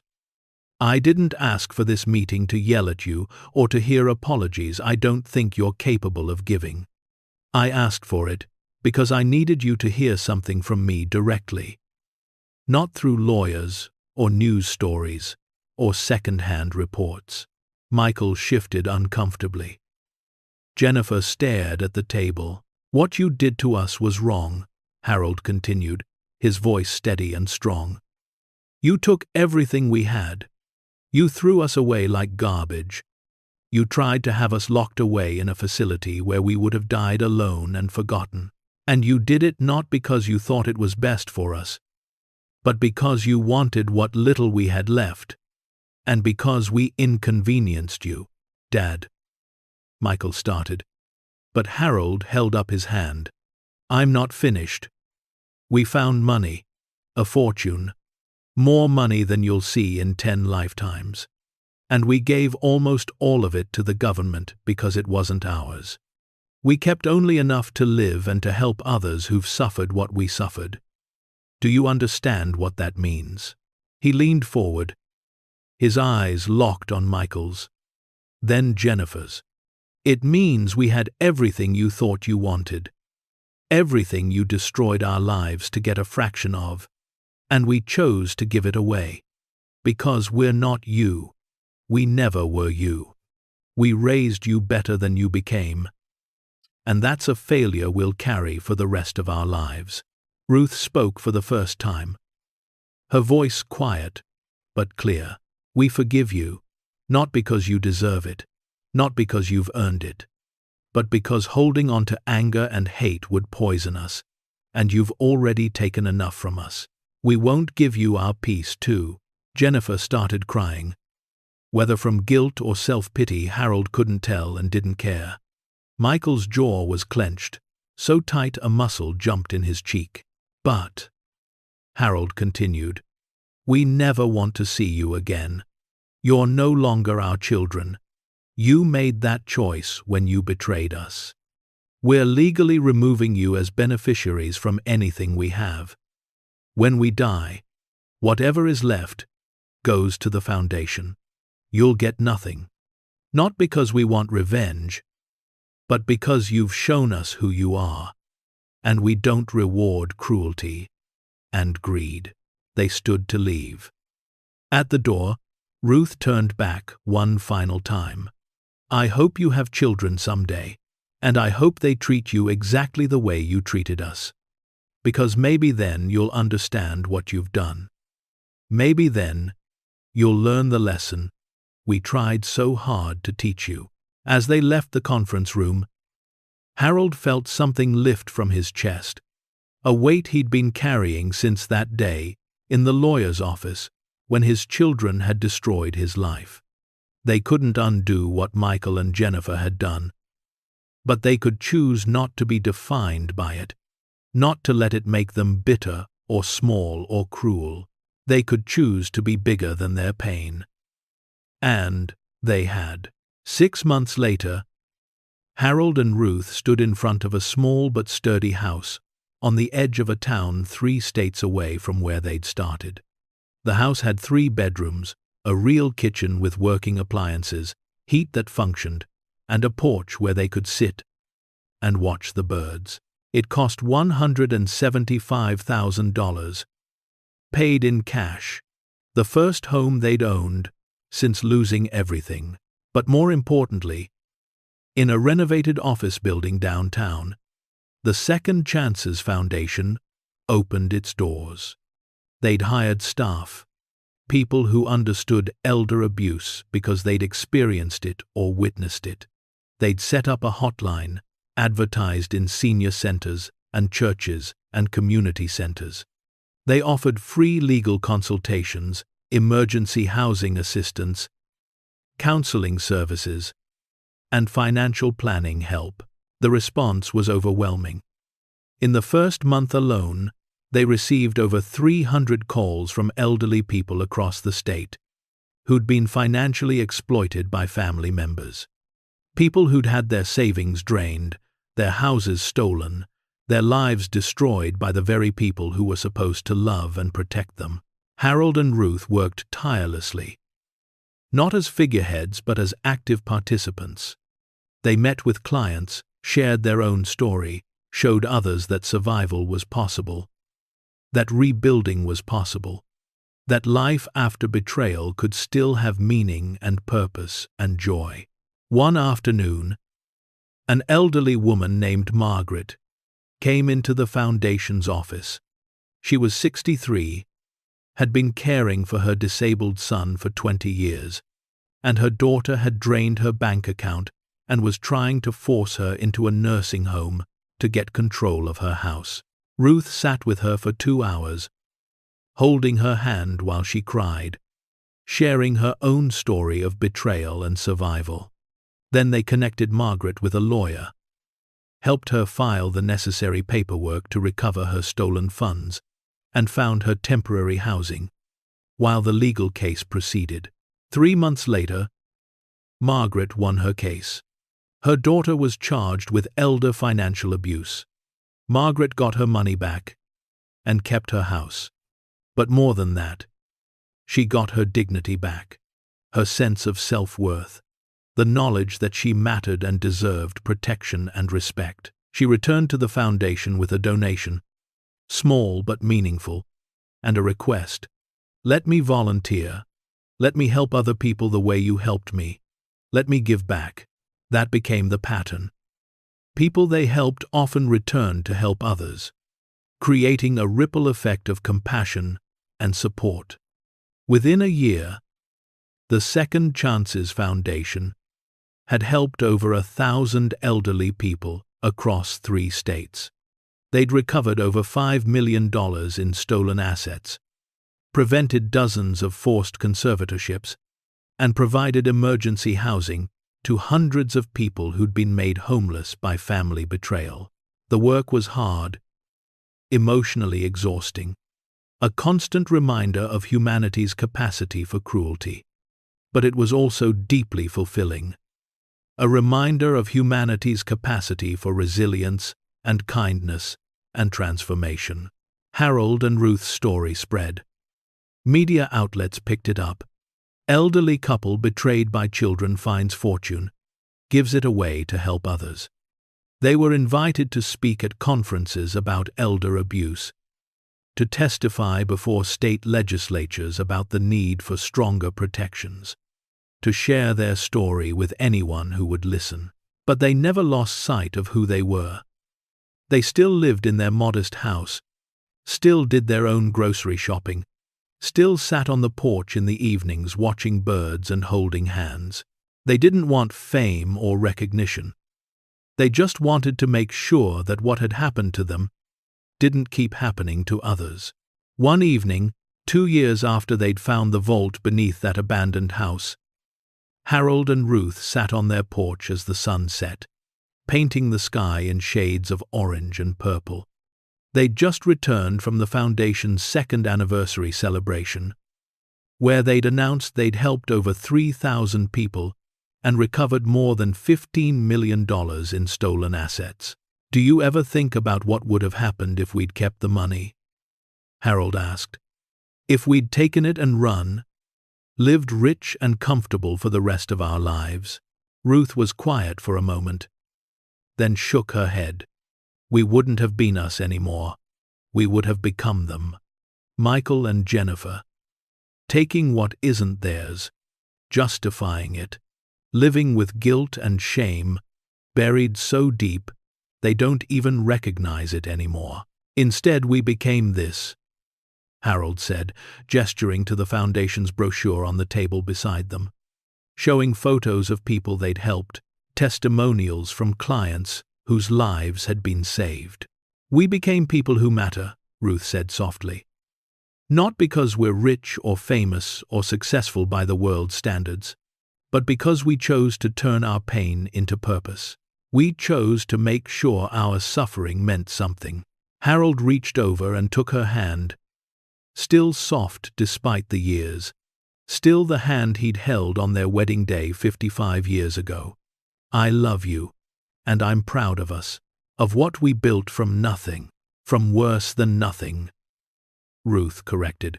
"We were broken, betrayed, homeless. And look at us now. They sat in comfortable silence as darkness fell, the porch light attracting moths and the evening chorus of crickets filling the air. Inside the house, real heat kept them warm. In the kitchen, the refrigerator was full of food. In the bedroom, a real bed with clean sheets waited. Simple things, basic things, but things they'd learned never to take for granted again. The next morning, Ruth got a call from a woman in tears. Her name was Patricia, 76 years old, and her son had forged her signature on documents transferring her house to his name. She was being evicted from the home she'd lived in for 40 years, given 30 days to get out, nowhere to go, and no way to fight. "We can help," Ruth said immediately. "Come to our office today. Bring whatever documents you have. We'll figure this out together." After she hung up, Harold looked at her and smiled. "Another one saved. Another one given a second chance," Ruth corrected. "The way we were given one." By the Foundation's 5th anniversary, they'd helped over 10,000 people. The work had expanded to 12 states, with satellite offices and partner organizations spreading the mission. Harold was 78 now, Ruth was 76, and their hair was whiter, their steps slower, but their purpose burned as bright as ever. They'd been invited to the White House to receive a Presidential Citizens Medal for their work combating elder abuse. Standing in that formal room, shaking the president's hand, Harold thought about the journey that had led them there. From the lawyer's office where their children had destroyed them, to the abandoned house where they'd nearly frozen, to the vault that had tested their character, to this moment where they were being honored for choosing integrity over wealth. "You've shown America what true character looks like," the president said during the ceremony. "When faced with unimaginable temptation and desperate circumstances, you chose to do what was right. You've helped thousands of vulnerable elderly people and inspired millions more. You remind us that it's never too late to make a difference, that betrayal doesn't have to define us, and that second chances are possible at any age." That night, back in their hotel room, Harold and Ruth watched the news coverage of the ceremony. The reporters told their story. The betrayal, the discovery, the choice to report the money, the foundation they'd built. "We've become a story," Ruth said wonderingly. "A lesson about integrity and resilience." "Good," Harold said. "Maybe it'll help someone else who's facing impossible choices. Maybe they'll remember us and choose differently than they might have." The years continued to pass. The foundation grew stronger, more professional, more effective. Harold and Ruth eventually stepped back from day-to-day operations, letting younger, more energetic people take over while they served as advisors and the public face of the mission. They traveled a little, something they'd never been able to afford before. Not extravagantly, but comfortably. They visited national parks, saw the ocean, went to places they'd only read about in books, and everywhere they went, people recognized them from news stories, stopped them to say thank you, to share their own stories of betrayal and survival, to tell them how much hope they'd provided. One afternoon, 7 years after everything had started, Harold and Ruth received an unexpected visitor at their house. A young man, maybe 30, stood on their porch, looking nervous and uncertain. "Can I help you?" Harold asked. "Mr. Brennan? Mrs. Brennan? My name is Nathan. I'm Michael's son, your grandson." Harold's chest tightened. He hadn't seen Nathan since he was a teenager, before the betrayal, before everything fell apart. "What do you want?"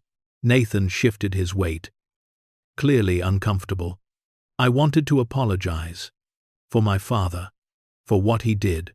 I was away at college when it all happened. I didn't know the full story until years later. And when I found out, when I really understood what they'd done to you, I was ashamed. Ashamed to be their son. Ashamed that I'd benefited from money they stole from you. Ruth appeared in the doorway, studying this young man, who carried their blood but had been raised by people they no longer recognized. I have a daughter now, Nathan continued, his voice breaking slightly. She's 2 years old, and I look at her, and I think about how I want to raise her, what values I want to teach her. And I realized I don't want her to learn from my parents. I want her to learn from you. From people who chose integrity, even when it cost them everything. He pulled out an envelope. This isn't enough. Could never be enough. But I've been saving. Every month, I put money aside. It's $20,000. I want to donate it to your foundation. And I want to volunteer, if you'll let me. I want to help undo some of the damage my family caused. Harold and Ruth looked at each other. One of their long, silent conversations. They saw in Nathan something they'd lost in Michael and Jennifer. Conscience. Empathy. The understanding that family was supposed to mean something beyond transactions and obligations. Come inside, Ruth said finally, opening the door wider. Let's talk. Nathan became a regular volunteer at the foundation, then eventually joined the board of directors. He brought his daughter to visit Harold and Ruth regularly, and they became the grandparents they'd never been allowed to be, teaching her about kindness and sacrifice, and doing the right thing even when it was hard. Michael and Jennifer never reached out, never apologized, never acknowledged what they'd done. Harold and Ruth heard through Nathan that Jennifer had remarried and moved across the country. Michael had lost his law license due to ethics violations related to how he'd handled his parents' assets. He worked as a paralegal now, bitter and diminished, his life a shadow of what it had once been. Harold felt no satisfaction in this, just a deep sadness for the waste of it all, for the choices that had led to such destruction, for the relationship that could have been but never would be. On their 60th wedding anniversary, the foundation threw a celebration. Over 500 people attended. People they'd helped, volunteers, staff members, donors, advocates from across the country who'd joined the fight against elder abuse. The walls were lined with photos and testimonials, stories of lives saved and families preserved, and justice achieved. Harold stood at the microphone, Ruth beside him, and looked out at the crowd. When Ruth and I found ourselves homeless and betrayed, sleeping on the floor of an abandoned house, we thought our lives were over. We thought we'd lost everything that mattered. He paused, his throat tight with emotion. But we were wrong. What we'd lost were just things. A house, some money, the illusion that our children loved us.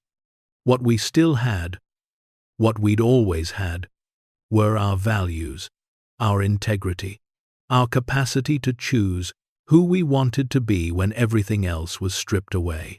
Ruth took his hand and continued. We found a fortune hidden beneath that house. $234 million. And yes, we were tempted. God knows we were tempted. But we realized that keeping money earned through others' suffering would make us no different from the people who'd hurt us.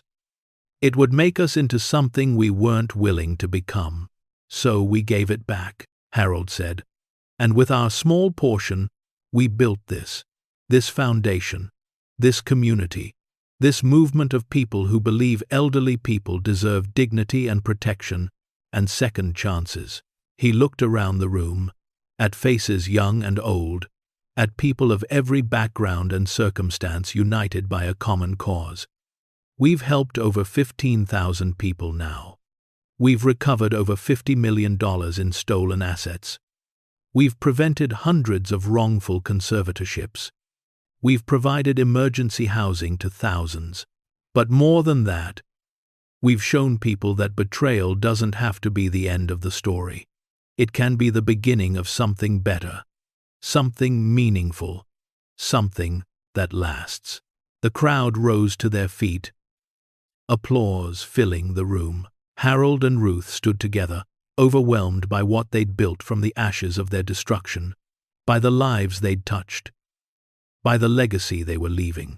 Because that's what this had become, a legacy, not of wealth or fame or power, but of character, of choosing light when darkness seemed overwhelming, of turning pain into purpose, of proving that it's never too late to make a difference, never too late to start over, never too late to become who you were always meant to be.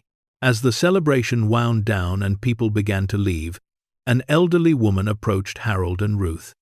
She was maybe 80, with kind eyes and hands twisted by arthritis. "I just wanted to thank you," she said simply. "My son stole my life savings last year. $200,000 I'd saved over 40 years. I was going to give up, just accept it, and live out my days in poverty. But then I heard your story, and I thought, if they can survive and fight back, so can I." She smiled, tears in her eyes. "Your foundation helped me. We got my money back. My son is in prison, and I'm living in my own apartment, safe and secure. You saved my life. Not just my money, my actual life. I was planning to end it before I called your hotline, but you gave me hope. You showed me I mattered."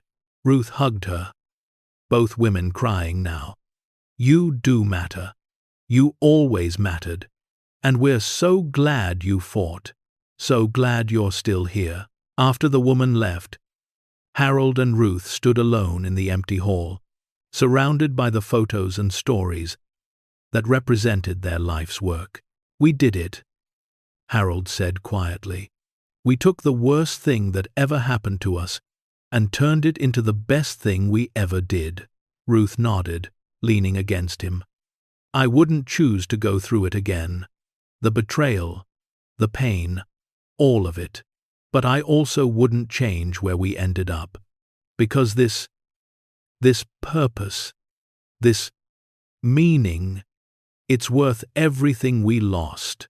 They turned off the lights and walked out into the cool evening air. Their car, a modest sedan they'd bought used, waited in the parking lot. They drove home to their small house, the one they'd paid cash for, the one that would never be taken from them, the one that represented security and safety, and the knowledge that they'd earned every square inch through their choices and their character. That night, lying in bed, Ruth said, "Harold, do you think people will remember us after we're gone?" Harold thought about this carefully. "Some will. The people we helped directly, they'll remember. The foundation will carry on. But that's not really what matters. What matters then? That we lived according to our values. That when we were tested in the hardest way possible, we didn't break. That we chose integrity over wealth, compassion over bitterness, purpose over comfort. Whether anyone remembers our names doesn't matter. What matters is that we proved it was possible. That we showed others a different way." Ruth smiled in the darkness. "Then we succeeded." "Yeah," Harold agreed. "Anyone can find money if fortune smiles on them. But discovering who you really are when everything is stripped away, when temptation is overwhelming and circumstances are desperate, that's the real treasure." Harold and Ruth Brennan found that treasure not in a vault beneath an abandoned house, but within themselves. They found strength they didn't know they possessed, integrity they refused to compromise, and purpose that transformed their pain into power. They'd been betrayed by their children, made homeless, reduced to nothing. But from that nothing, they'd built something extraordinary. Not a fortune, though they'd touched one briefly. Not fame, though their story had spread far and wide. They'd built a legacy of character, proof that second chances are possible at any age, that cruelty doesn't have to be answered with cruelty, and that the right choice is always worth making, even when it costs you everything. The abandoned house where they'd found the money was eventually torn down, deemed structurally unsound. The tunnel was sealed, the vault dismantled, the site reclaimed by the forest. But what Harold and Ruth had built, the foundation and the movement, and the thousands of lives touched by their choice, that would endure long after they were gone. Because in the end, they discovered something worth more than $234 million. They discovered that betrayal could be transformed into purpose, that suffering could become strength, and that two elderly people with nothing but their integrity could change the world. That's not just their story.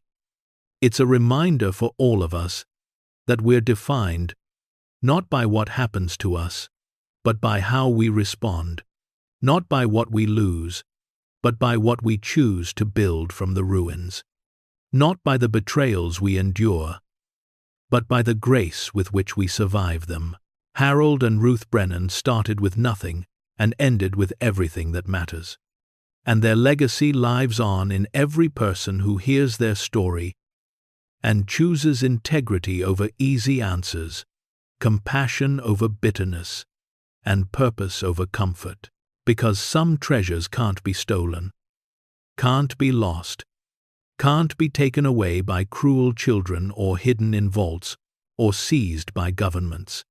The treasure of character, of knowing who you are and refusing to compromise it, that's yours forever. And that's worth more than all the money in the world. The end. Up next, 2 more powerful stories are waiting for you. Click to keep discovering with us. And don't forget to hit subscribe if you believe integrity is worth more than wealth, and that it's never too late for a second chance.